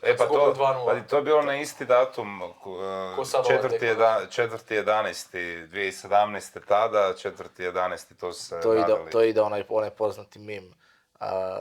Kaže, ja sam Didu reka da je Rudeš član prve francuske lige, komu smije reći da je Hajduk izgubio od zagrebačke kvartovske ekipe. Ali eto, povijest se nije ponovila, iako je zanimljivo da su tad isto u idućem kolu gostovali protiv Istre i tad su isto pobijedili, pa ne znam, možda im krene sad za vikend protiv Istre, vidjet ćemo. Idemo sad na još jednu bolnu temu, nažalost, a to je reprezentacija. Bod nam je trebao da osiguramo, mislim da osiguramo, budemo mirni za studeni, nažalost tog boda nije bilo. Idemo s tim pozivom, prije svega, po meni je Marko Pašalić morao biti minimalno na predpozivu, jer to desno krilo mi nemamo to desno krilo je trebao biti Marko Pjaca i mi smo tu trebali biti mirni. Dogodilo se to što se dogodilo, desnog krila nemamo, a Pašalić je uz Jankovića glavni igrač Rijeke, eto ga, nema ga na predpozivu. A dobro, priča sa pozivom i sa popisom za reprezentaciju je duga, to možemo cijeli podcast raditi o tome. Dalić ima svoje principe, teško se ulazi, teško se ispada i ok, sad je zarotirao malo, ali nije opet napravio neke drastične rezove. Tako da vratio se, imamo povratnika Budimira, imamo Pjacu na pozivu, Martin Baturina je dobio poziv, aktiviran mu je kao predpoziv. Tako da opet tu malo, ajde sad, te napadačke svježine nešto uneseno, što je zapravo i najkritičniji dio momčadi. Ono što je zapravo najbolje Daliću je da se Ivan Ušić oporavio i mislim da je Luka starter Ivan Ušić. Čovjek je igrao briljantnu Ligi Nacija, polufinale, Final Four. Ma ne obrao, bio je sad ozlijeđen, ozljeda. To je najgore što se nama ozlijedilo u tom trenutku, su nam se ozlijedili i on se ozlijedio pokraj ozlijeđenih Perišića i Oršića. Da. I ne onda da nam je bilo desno krilo problem, onda su nam bila oba krila problem. Da, mi smo cijelu seriju podcasta koju smo radili vezano uz svjetsko prvenstvo u Katru, pričali žalopojke o tome kako će trpiti minimalno jedan od nabrojane trojice, jer su svi koncentrirani oko lijeve strane, što lijevo krilo, što lijevi vezni, i da će trpiti barem jedan, a vjerojatno i dvojica, i da neće igrati jer jedino Perišić tu ima zacementiranu poziciju. Na kraju su se sva trojica ozlijedili, s tim da su od njih trojice, ova dvojica se ozlijedili toliko da ih nema 6 do 9 mjeseci, da uopće igraju natjecateljski nogomet, a sad je to još pitanje forma. Meni je to bilo jako žao, tipa protiv Nizozemske, kad smo izbacili u Ligi Nacija, Dalić je na lijevi bek stavio Ivana Perišića, a na lijevo krilo Luku Ivanušića. To smo, dok je Oršić bio u repci, to smo vidjeli protiv Maroka. I bilo mi je žao što nikad Oršić nije dobio tu mogućnost, više osim tad protiv Maroka. Mi smo to je Šaško, to je Šašak zagovarao. Šaškov poučak je to, da. To je Šašak zagovarao dugo vremena pred kamerama. Pogotovo još zbog tog kemistrija i u pari Toršića i Brunu. Da. I mislim... Pitajmo Brazil kakav je tu kemistrija. Da, pa to. Ali znači, mi smo to doslovno pred prvenstvo i kroz ovo cijelo vrijeme, znaš, i onda na kraju to napravi i ispadne tako kako ispadne. Kužim ovo što te muči za Pašalića, pogotovo u kontekstu desnog krila, ali jednostavno, eto, sad je, mislim, to je dosta zanimljiva situacija di, možda previše čitam naše ljude, ali gdje se napada, mislim, na komentatore podcasta 824, gdje se napada poziv Martina Baturini. Naš Baturina je prvi put sad s predpoziva došao naprijed. Mišić nije nikad pozvan, on nije u kategoriji mladih i u vezije gdje ih ima puno, ali ide u prilog on što Brzi kaže, teško je sad očekivati, mislim sad eto zbog nekog prestiža ili to bi bilo ali znaš šta bi sad taj poziv Pašaliću, ne bi značio sigurno da ćemo ga mi instalirati u prvih 11 i da će on sad nužno igrati. Ja bi to možda čak više stavio pod upitnik za onu prošlu akciju, gdje je možda bio kritičniji, ja bi tu mislim da je morao više riskirati, da je morao pozvati Roka Šimića recimo, ili recimo da je tad mogao Pjacu pozvati pa mu dati priliku umjesto Brekala koji ju nije iskoristio, a i ne znam po čem je više ju zaslužio recimo u tom trenu od Pjace, a sad kad su se eto ti neki igrači vratili onako, ako bude, ima vremena nek se Pašalić potvrdi, jer isto i navijači Rijeke pošto ne gledamo baš sve utakmice, znaju mu zamjerati isto na nekonstantnosti. Sad, kažem, ne znam, vidjet ćemo. Ajmo sad složiti, ajmo biti Zlatko Dalić na par minuta, složiti prvih 11. Dakle, Livaković je siguran vratar, konačno, ja bih rekao... Sad moram te pitati, je li Bruno zdrav ili... Bruno nije zdrav. Ne. Znači, pitaš za sad? Da, znači doslovno za sad što ćemo za tjedan dana, da. Dakle, ni Stanišić ni Juranović ne igraju u svojim klubovima. Jedan desni bek mora biti, ja mislim da će to biti Juranović. Slažem se. Ja bi dao prednost Juranoviću, jednostavno mislim da je, kad se sve zbroj oduzme, da možemo očekivati od njega da je pouzdaniji od Stanišića. Znači, mislim da Stanišić može ponuditi izvanrednu utakmicu, ali i lošu utakmicu, a Juranovića smatram tu ipak nešto konstantnijim i pouzdanijim. Lijevi bek. Guardiol. Da? Po popisu mi se čini da će to biti Guardiol. Stoper je onda. Stoperić će biti Šutalo i Erlić, vjerovatno. To bi ti htio. A to, ja se isto slažem s tim. To Ja bi da mi sam Zlatko htjeli. Dalić, tako bi. I Ali da li će on to napraviti? Ja mislim da on to neće Ja napraviti. isto mislim. Ali isto bi napraviti, da. slažem, ali Dobro, ali mi smo za to. da. Da. Rekli ste da Mi- predviđamo svoje. Ne, radimo da, svoju, ali ćemo ali i možemo i prokomentirati paralelku, da, paralelno koliko šta izgleda. očekujemo. Ja od bi Dalića. očekivali prije Šutala ili Vidu opet. To mi je bilo...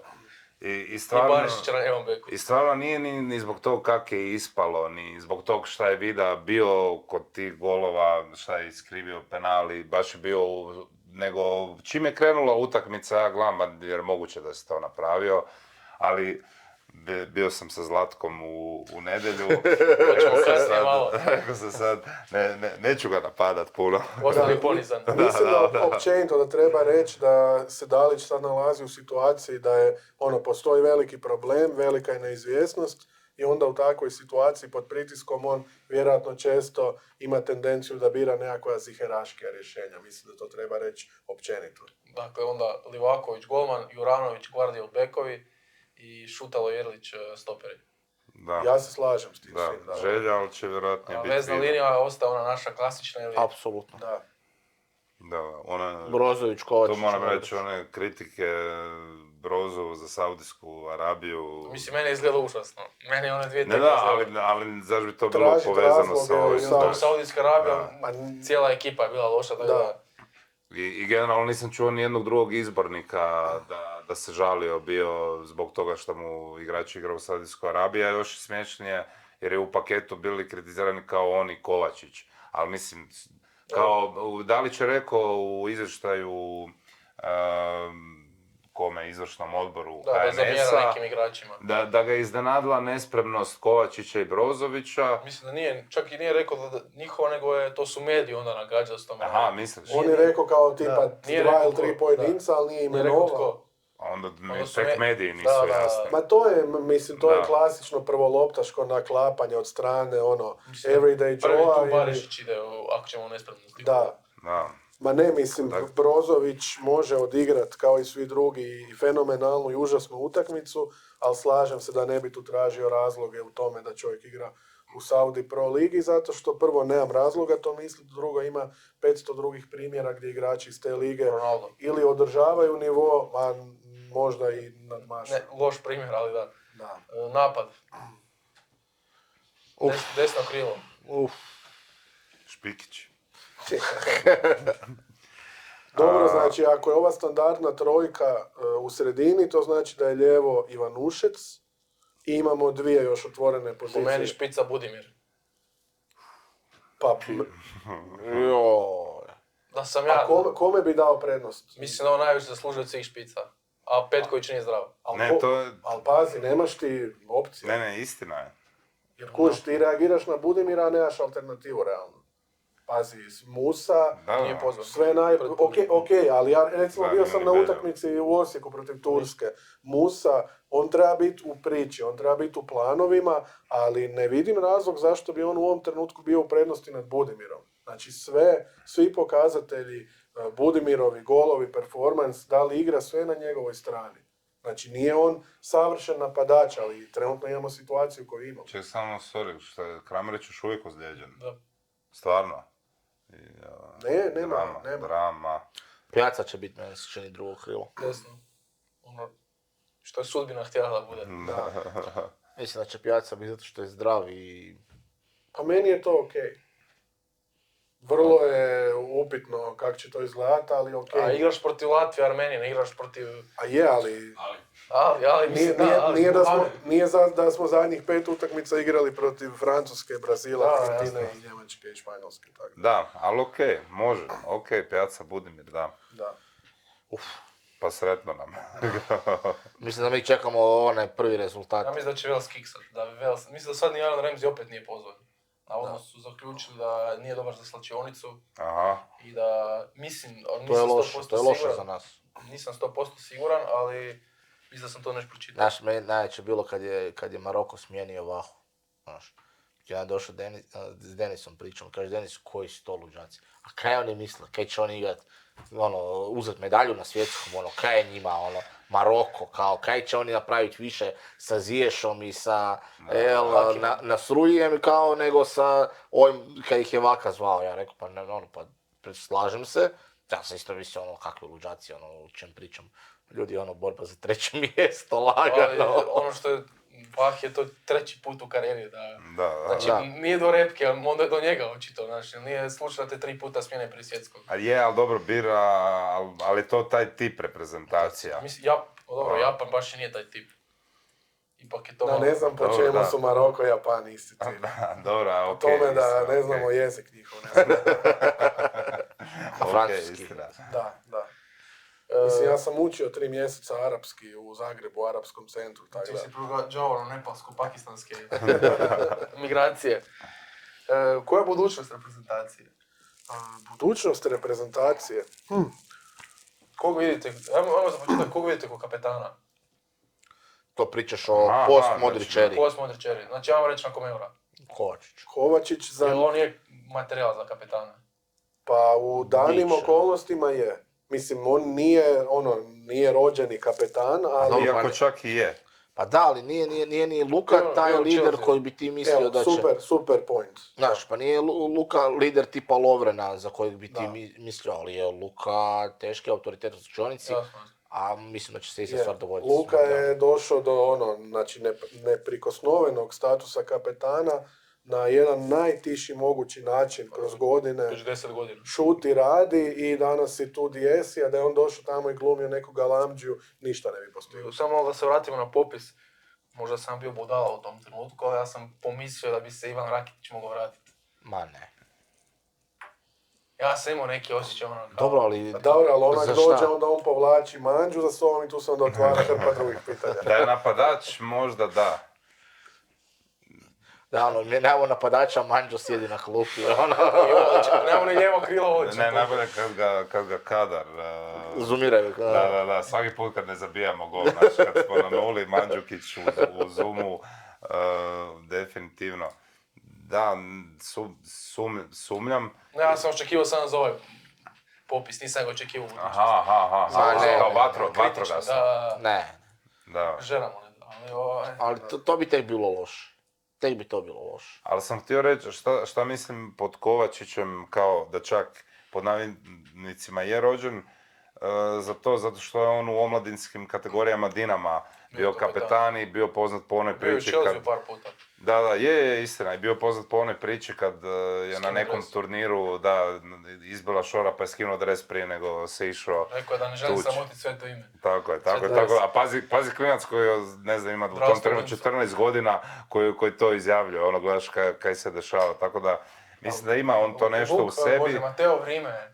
Da, i mi smo generalno u nekim razgovorima došli do zaključaka da mislimo da će mu sa neke strane pasat Modrić kad se povuče, jer će onda uzet to što trenutno ne može i da ćemo jedno novo svjetlo i lice od njega Da, vidjeti.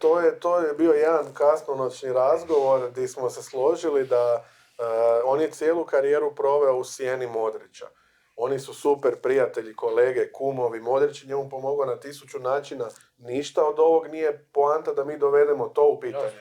Ali isto tako, Kovačić nikad nije prodisao do kraja, nikad nije preuzeo svu odgovornost na svoja leđa, baš zato što je uvijek podsvjesno znao da se oslanja na Modrića koji je prvi u svemu i koji će uvijek biti lider i kapetan.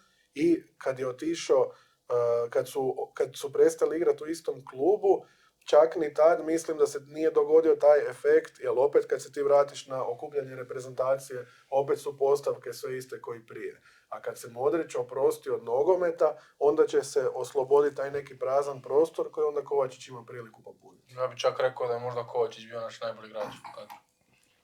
Pružuje 3-4 on je protiv Argentine briljirao. Nažalost, izgubili smo tu tekmu, ali... Dobro, ja bih rekao Joško Guardiola. Guardiola. Ili zaboravili smo koliko... On je toliko dobar da zaboraviš da je tu, znaš, od njega se očekuje. Da, druga opcija za kapetana... to je pitanje... To je dugo. Ne, to je pitanje vremena, ali možda bi čak ispoštovao Livakovića. A Brozović? Ne nužno, znači ne mislim da sam time što sam preskočio Brozovića umanjio njegovu ulogu, ali Brozović isto je u godinama, da sad njemu daš traku, to nije nužno nekakav dugoročan projekt, a Livaković ipak tu ima nekoliko godina prednosti jer je nekoliko godina mlađi. A mislim da ima tu ulogu i na terenu. Mogu ga u Dinamo u ključnim trenucima. Da. Mislim da niko od cijele reprezentacije, a to je užasno bitna stvar, kad ti kažeš ekipa dobar dan, novi kapetan je X. I onda kakve su reakcije svakog od njih pojedinačno. Repka je složna, ali postoje neki mali, neću reći klanovi, jer to ima negativnu konotaciju, ali postoje neki mali dijelovi gdje su ovih petorica dobri jer su igrali ovdje, ovih petorica, ova trojica i tako dalje. I mislim da za svaki proglas bilo kojeg kapetana ćeš izazvati neke reakcije i uvijek će nekom biti manje, nekom više drago, a imam osjećaj da za Livakovića zaista niko ne bi imao apsolutno nikakav prigovor. Slažem se, vi? Nemam prigovor. Ne, što se diću na prigovor na Livi, sad, dosta ovih teških tema, idemo opet na vaš podcast. Imali ste To broj... mi je najteža tema. Dobro, idemo opet o Dinamu. Imali ste brojne zanimljive goste, Srbić koji je bio i nama, bio mi Filip Zupčić, imali ste Kroatu koji je nedavno uspavao Vasu Bakočevića, ušutio ga za sva vremena. Imali ste Ratka Martinovića, da, komentatora, ih zaboravim, koji je s Denisom. Marijan Mijajlović. A za ljude koji ne znam, to je čovjek koji se dere... Džeko Dijamante. Džeko Dijamante, kakav projekt, Lizetu Hajroviću i Vedade. Kako ste došli do njih i ko je stavio najveći trag? Vama osobno. A sad to ti je, svako je za sebe ostavio poseban i teško ih je uspoređivati, a svaka... Pardon, NBA Hoopster je isto bio kod vas, da. Tad sam i čuo zbog vas, za vas. A svaka priča je nekako posebna, svi ti neki kontakti su... Osnovna stvar svega je kad smo se mi ko ekipa skupili i razmišljali o tome da pokrenemo cijeli podcast, je bilo ono kog možemo dovesti, kog znamo.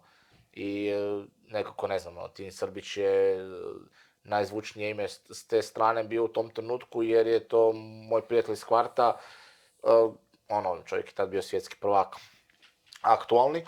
I naravno da, ako mu ja kažem da dođe, on će doći, ako ga zamolim, može doći, molim te, doći će.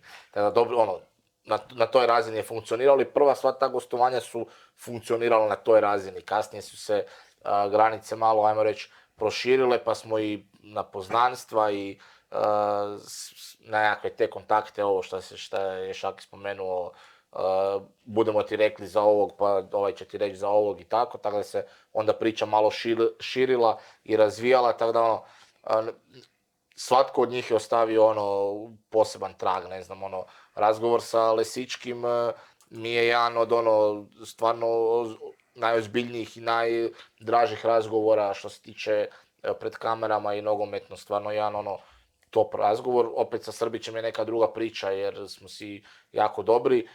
S druge strane, Maki je došao preko mog kuma koji je sad član podcast ekipe Denisa, a oni su se spojili pak na neki 10. način, znaš, i onda to sve jednostavno išlo, povezivalo se.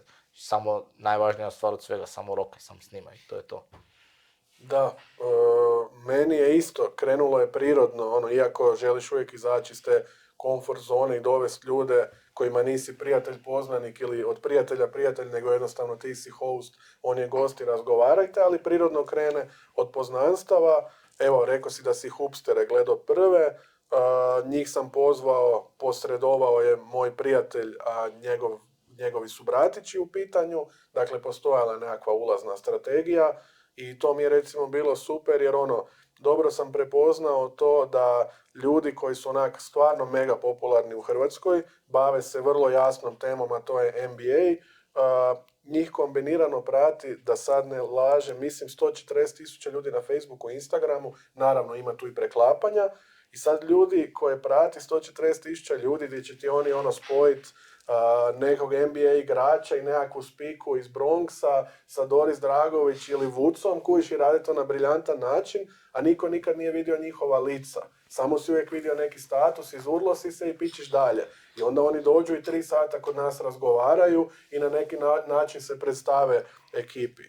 Ista stvar i s ovim drugima, Panči preko prijatelja iz razreda. Panči je inače, iako nije jasno je da nije purger, ali čovjek u Zagrebu ima svoj kvart i svoju ekipu za razliku od nekih o kojima smo razgovarali večeras i on je s Martinovke u tom smislu i tamo kad dođeš u Martinovku on je dio ekipe i došao je kod nas, super razgovor. Najbolje od svega je bilo kad je to bilo snimanje, ti si bio na snimanju, ne znam jesi ti bio. Nisam. Subota ujutro, ispostavilo se da smo i on i ja prethodnu večer imali malo jaču večer. Trening, naravno, i onda ujutro kava, nisam nikad snimao u subotu ujutro osim tad i onda kava, domaćice i tak dalje, a Rale, evo, kojeg si još spomenuo, nema uvoda, javlja mu se klasično uklizavanje u DM, čovjek odgovara za 5 minuta da može, i s tim da on meni odgovorio dok je još bio na El Caminu, znači bio je hodao je tamo 800 km i javio se, rekao je da može i onda kad je došao, znači do koje razine nas je ispoštovao. Došao je pješice iz Novog Zagreba u Dubravu, bio je kod nas pola sata do snimanja, 5 sati i 15 minuta traje video, nakon toga je ostao još 2 sata na druženju kod nas. Skoro smo s njim otišli na nekakvo druženje dalje, ali nismo. Tijekom live-a je pozvao Brzaka da bude gost u inkubatoru i Brzak je bio i mi smo svi išli tamo s njim na druženje i ostali u nekoj vrsti kontakta, rekao je šta god treba povezati, preporučiti, nema frke, tako da top iskustvo. Da, meni isto to bio najveći kaos, stvarno. Mislim, Opravdao je titul Reptilskog princa. Ali pazi, mi smo u 4 sat, nas 4 u toj sobi proveli, toliko vremena i, jedemo taj McDonald's na kraju i izgleda kao da se nećemo rastati, nikad, tako da čudo mi je što možda najpoznatiji ko je došao je bio i opušteniji, baš, svaka mu čast. Ne, očekivao bi možda, odradit će nekakvu šihtu svoju sat i po vremena, reći će ok, kao daće neki znak, dosta mi je, moram ići, gledat će na sat, gledat će na mobitel, pokazat će ti nešto da prekineš. Ništa, majstor je došao, odradio ga je u šusu. Sjećam se trenutka, ja i Šaki smo bili u njegovoj poziciji sad, rokanja, izmjena kadrova. I Šaki kaže daj zamijeni me i ja ti sjednem, idem, oni pričaju, super, i ja pogledam i vidim 2 sata i 10 minuta. Ja rekao, ma dobro, aj sad će to biti brzo gotovo, kao, ako bude trajalo još pol sata, super i to je to. Ali nije, ne po tempu razgovora, nego samo po vremenu. Samo po vremenu ja gledam na to. Znači, samo opet, ja i Šaki se zamijenimo, onda se opet zamijenim 3.45. Ok, dobro, rokamo da se opet zamijenimo. Tako da, stvarno su odradili su maratona, ali je podcast, bomba, baš je bomba. Ja, slažem se, pogledao sam jedan dio, nisam sve. Ne, meni ti dođu ljudi i kažu, pogledao sam jedan dio, nisam sve, ja uvijek kažem, gle, to je jednogodišnji projekt. A i onda mi dođe lik s kvarta, stari dečko, legenda, kojeg nisam dugo vidio, sad na zadnjoj utakmici Dinamovi na Maksimiru, sretnem ga ispod zapada, nisam ga vidio 100 godina, kaže, pogledao sam ovaj cijeli s Raletom. Ja ne mogu onak, nisam očekivao da je uopće, da zna da se to dogodilo, čovjek je pogledao 5 sati i 15 minuta. Ali moram samo reći, jako sam zadovoljan, da ne budem sad lažno skroman, super mi je bio cijelo snimanje i razgovor, ali mi smo zapravo u Raletu sjeli ko budali šamar, jer je on trenirao za rođendanski 12-satni podcast. I nije mogao naići na većeg majstora od mene i od nas da se istrenira za to. Dakle, vi ste zaslužni za Kruleta i Cigija. dobro. Ne, za kondiciju koju Da, imamo. da. Dobro, Sukre, znamo ko je sljedeći gost. Ima na Ljuti 9, Da. inače izostalo. A tad je nakon Ljutih 9 smo mi kao stali, koliko želite sljedećeg vidjeti na rooftop. I on se rekao svojoj ekipi za jebance i tagirajte Hambija. A Hambi se usro, Hambi ne mre jest ljuto. I Hambi se usro kao, dobro može, ali nemojte sam ljuto da je. Rekao, ne, nije krivi podcast, znaš. Idemo malo na te vaše vlogove, popularne iz auta, ali ono što mene zanima, spomenuli ste da ste bili sad kod Alića nedavno, uz to i nedavni vlog iz Ljubljane, na utakmici sa Ludogorecom. Da, nažalost. Nažalost, autor toga nije ovdje. Ja uopće ne bi o tom onda ni pričao. Veliki Nešto pozdrav. bazra.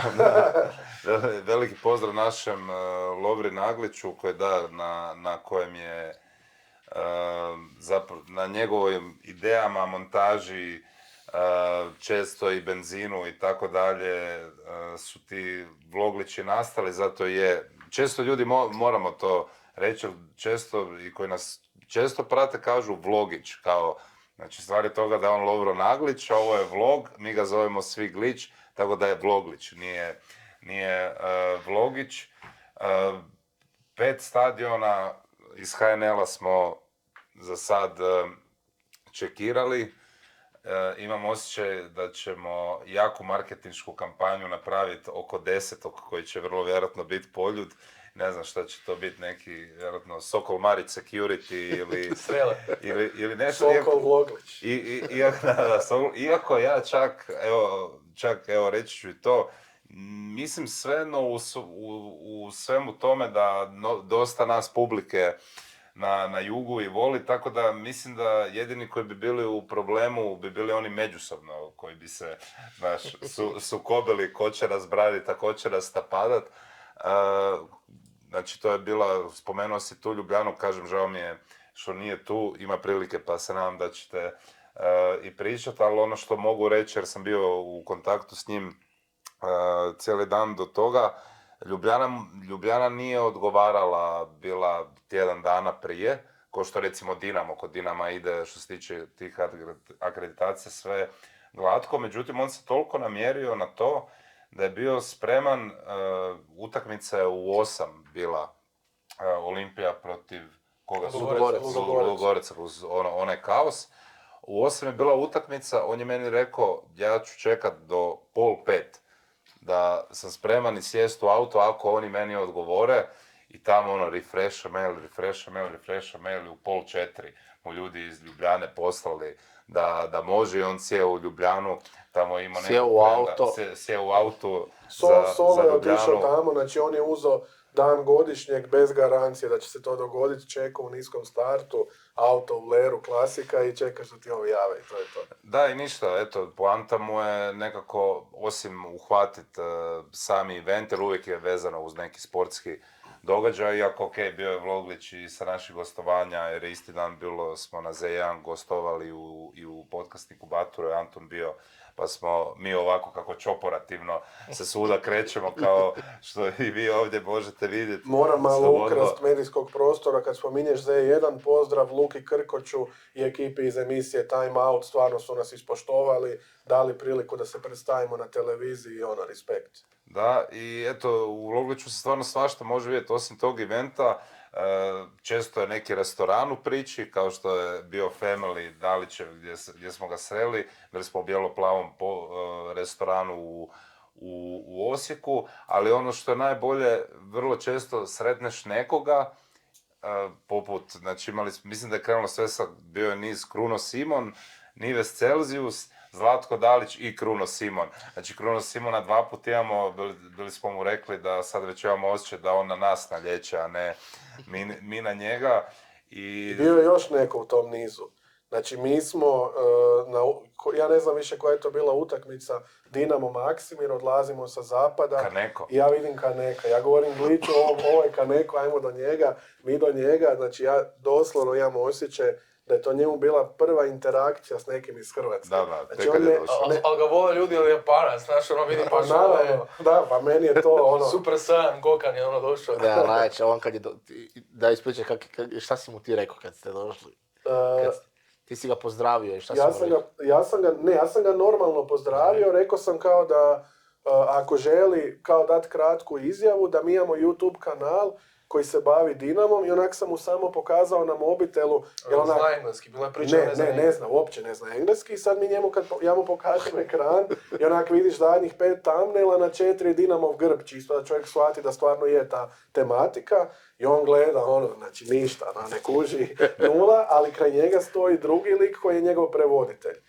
I sad ja vidim, kužiš, da nije da je protiv, nego baš sam prepoznao da ga je onak opralo, da mu je bed jer ne zna engleski, da zbog tog ne želi ništa reći. Ja njemu kažem doslovno jedna rečenica u stilu veselim se dolasku u Dinamo i pozdrav navijačima. Ono doslovno to kaže jer će dići taj vloglić cijeli, a nije da će se on nešto izložiti. I onda mu je ovaj preveo i onda je on pristo na to i rekao onak 5 riječi. A ne znam jesi ti nešto drugo htio reći. Ne. To Ti imaš sliku s Petkovića, isto to sam vidio. To je isto nešto vezano uz Vloglića ili... To ti je uz Makija vezano. To ti je vezano uz Makija i Lesičkog.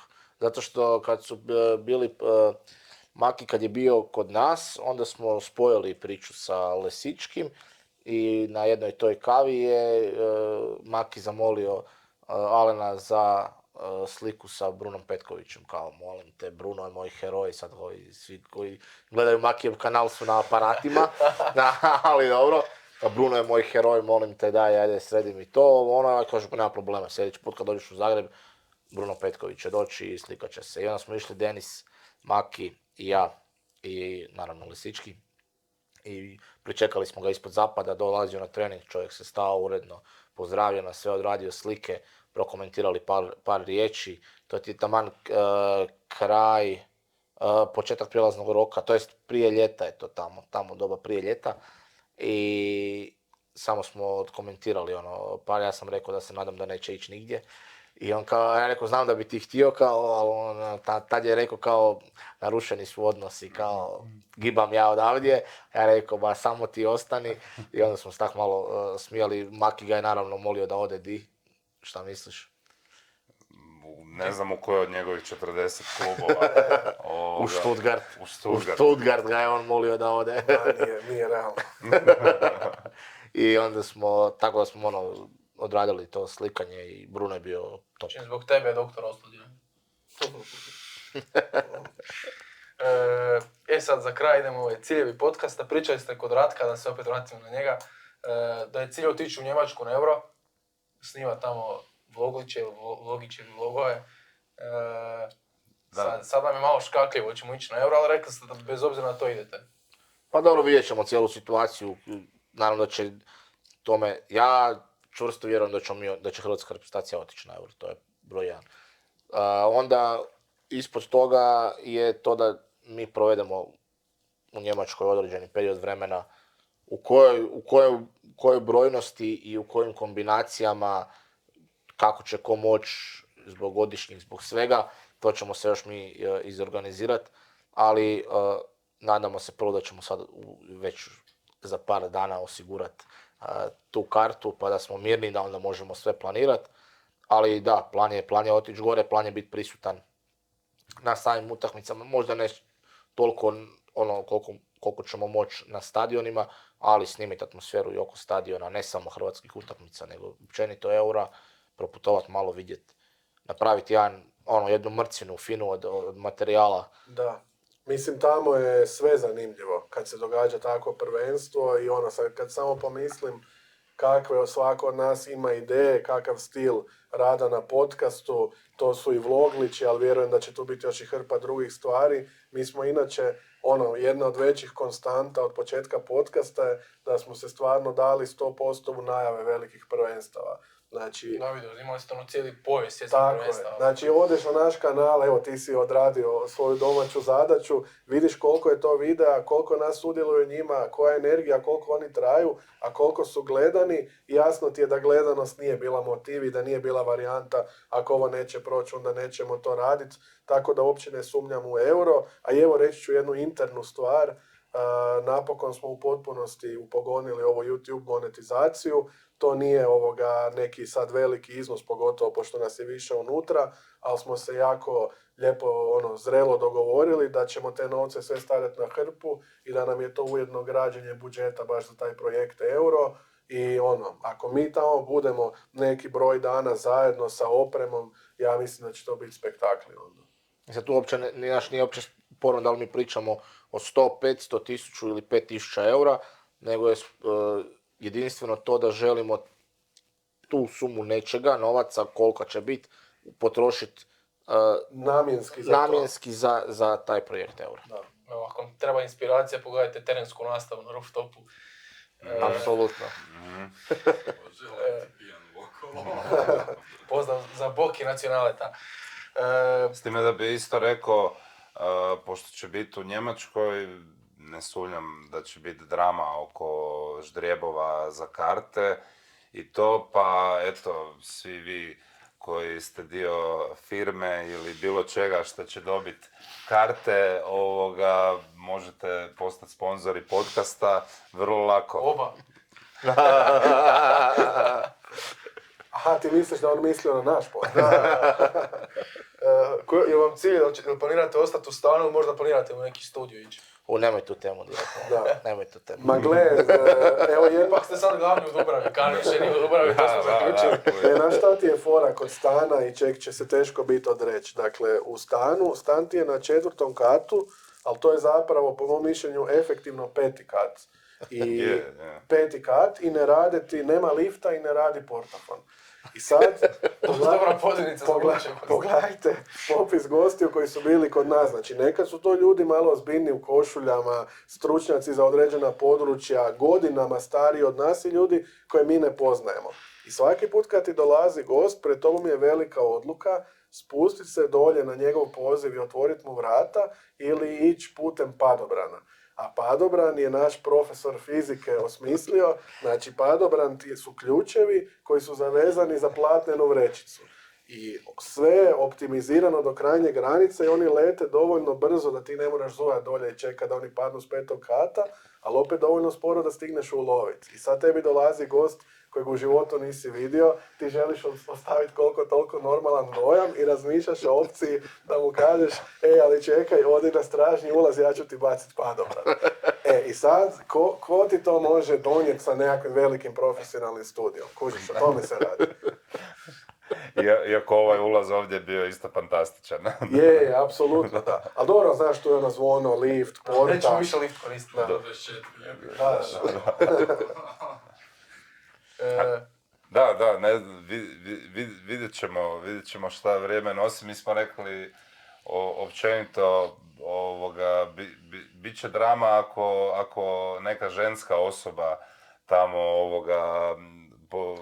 poželi nešto mijenjati ili tako dalje. Da, kad smo već tražimo sponzore, curu. Baš sam htio prijatelj, vi možete sad u dnu ekrana staviti Jedan tiket laganje. Tražimo. pitan za frenda. Znači, krenuoš ti na večeru. Evo za 3 minute.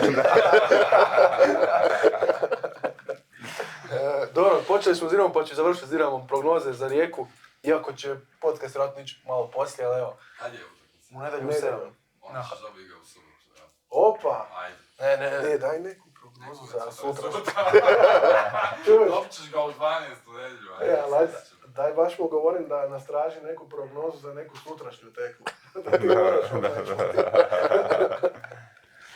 Pa ja stvarno bio sam sramežljiv i potišten cijeli dan, ali znao sam da će me ovo društvo i druženje malo raspoložiti. Evo, neka mi se rugaju i kad izađe podcast, ako treba, ja mislim da je zora najcrnja pred zoru i da ćemo ne samo dobiti Rijeku, nego čak vjerujem u to da će i Varaždin osvojiti nešto bodova na Poljudu i da će kad ovaj podcast izađe situacija za Dinamo izgledati puno bolje. Riječi ti se pozlatile, samo ću to reći, evo. Čujemo tvoje zlatne riječi. Ne znam, ja nisam bio toliko optimističan, ali naravno da se uvijek nadam pobjedi Dinama, to je uvijek. Vidjet ćemo, bit će grdo. Z Varaždin i Hajduk neću komentirati uopće tome. Da, ne znam, diplomatska rečenica koju sam jučer rekao i u našem live-u, ne postoji utakmica Dinama koju sam gledao, a u koju nisam ušao s nadom u pobjedu, ali isto tako ne postoji utakmica u Rijeci u koju sam ulazio sa manje samopouzdanja od ove koja dolazi u nedjelju. Evo. Dobro, mislim da ćemo veselom tonu završiti, ali malo relje pokopati na sve. Ne, ja jesam vesel. Ništa, to je to. Hvala vam na gostovanju. Hvala tebi na pozivu. Apsolutno, da. Nadam se da se vidimo opet i da ćeš doći, kao što je Relja rekao, kod nas, da malo vidimo kako... Sad kad sam čuo priču s padobranom našem. Ne, da vidimo kako plivaš Ne bacamo mi ljude, mi samo ključeve bacamo bolje. Pa ništa, hvala na pozivu, super iskustvo, nije da imamo toliko gostovanja u drugim podcastima u nogama, ali ovih par što imamo stvarno evo, super druženje s vama, podrška i poziv da dođete kod nas da prokomentiramo za žuto-ljubičastim stolom neku vruću temu. Hvala vama na pozivu, hvala i na odazivu. Eto, to je to za prvu epizodu druge sezone. Vidimo se uskoro. Očito se Ratko Martinović nameće kao sljedeći gost, ali neću ništa obećat. Hvala vam kaj ste gledali i to je to. Doviđenja. Jel čaše vraćamo?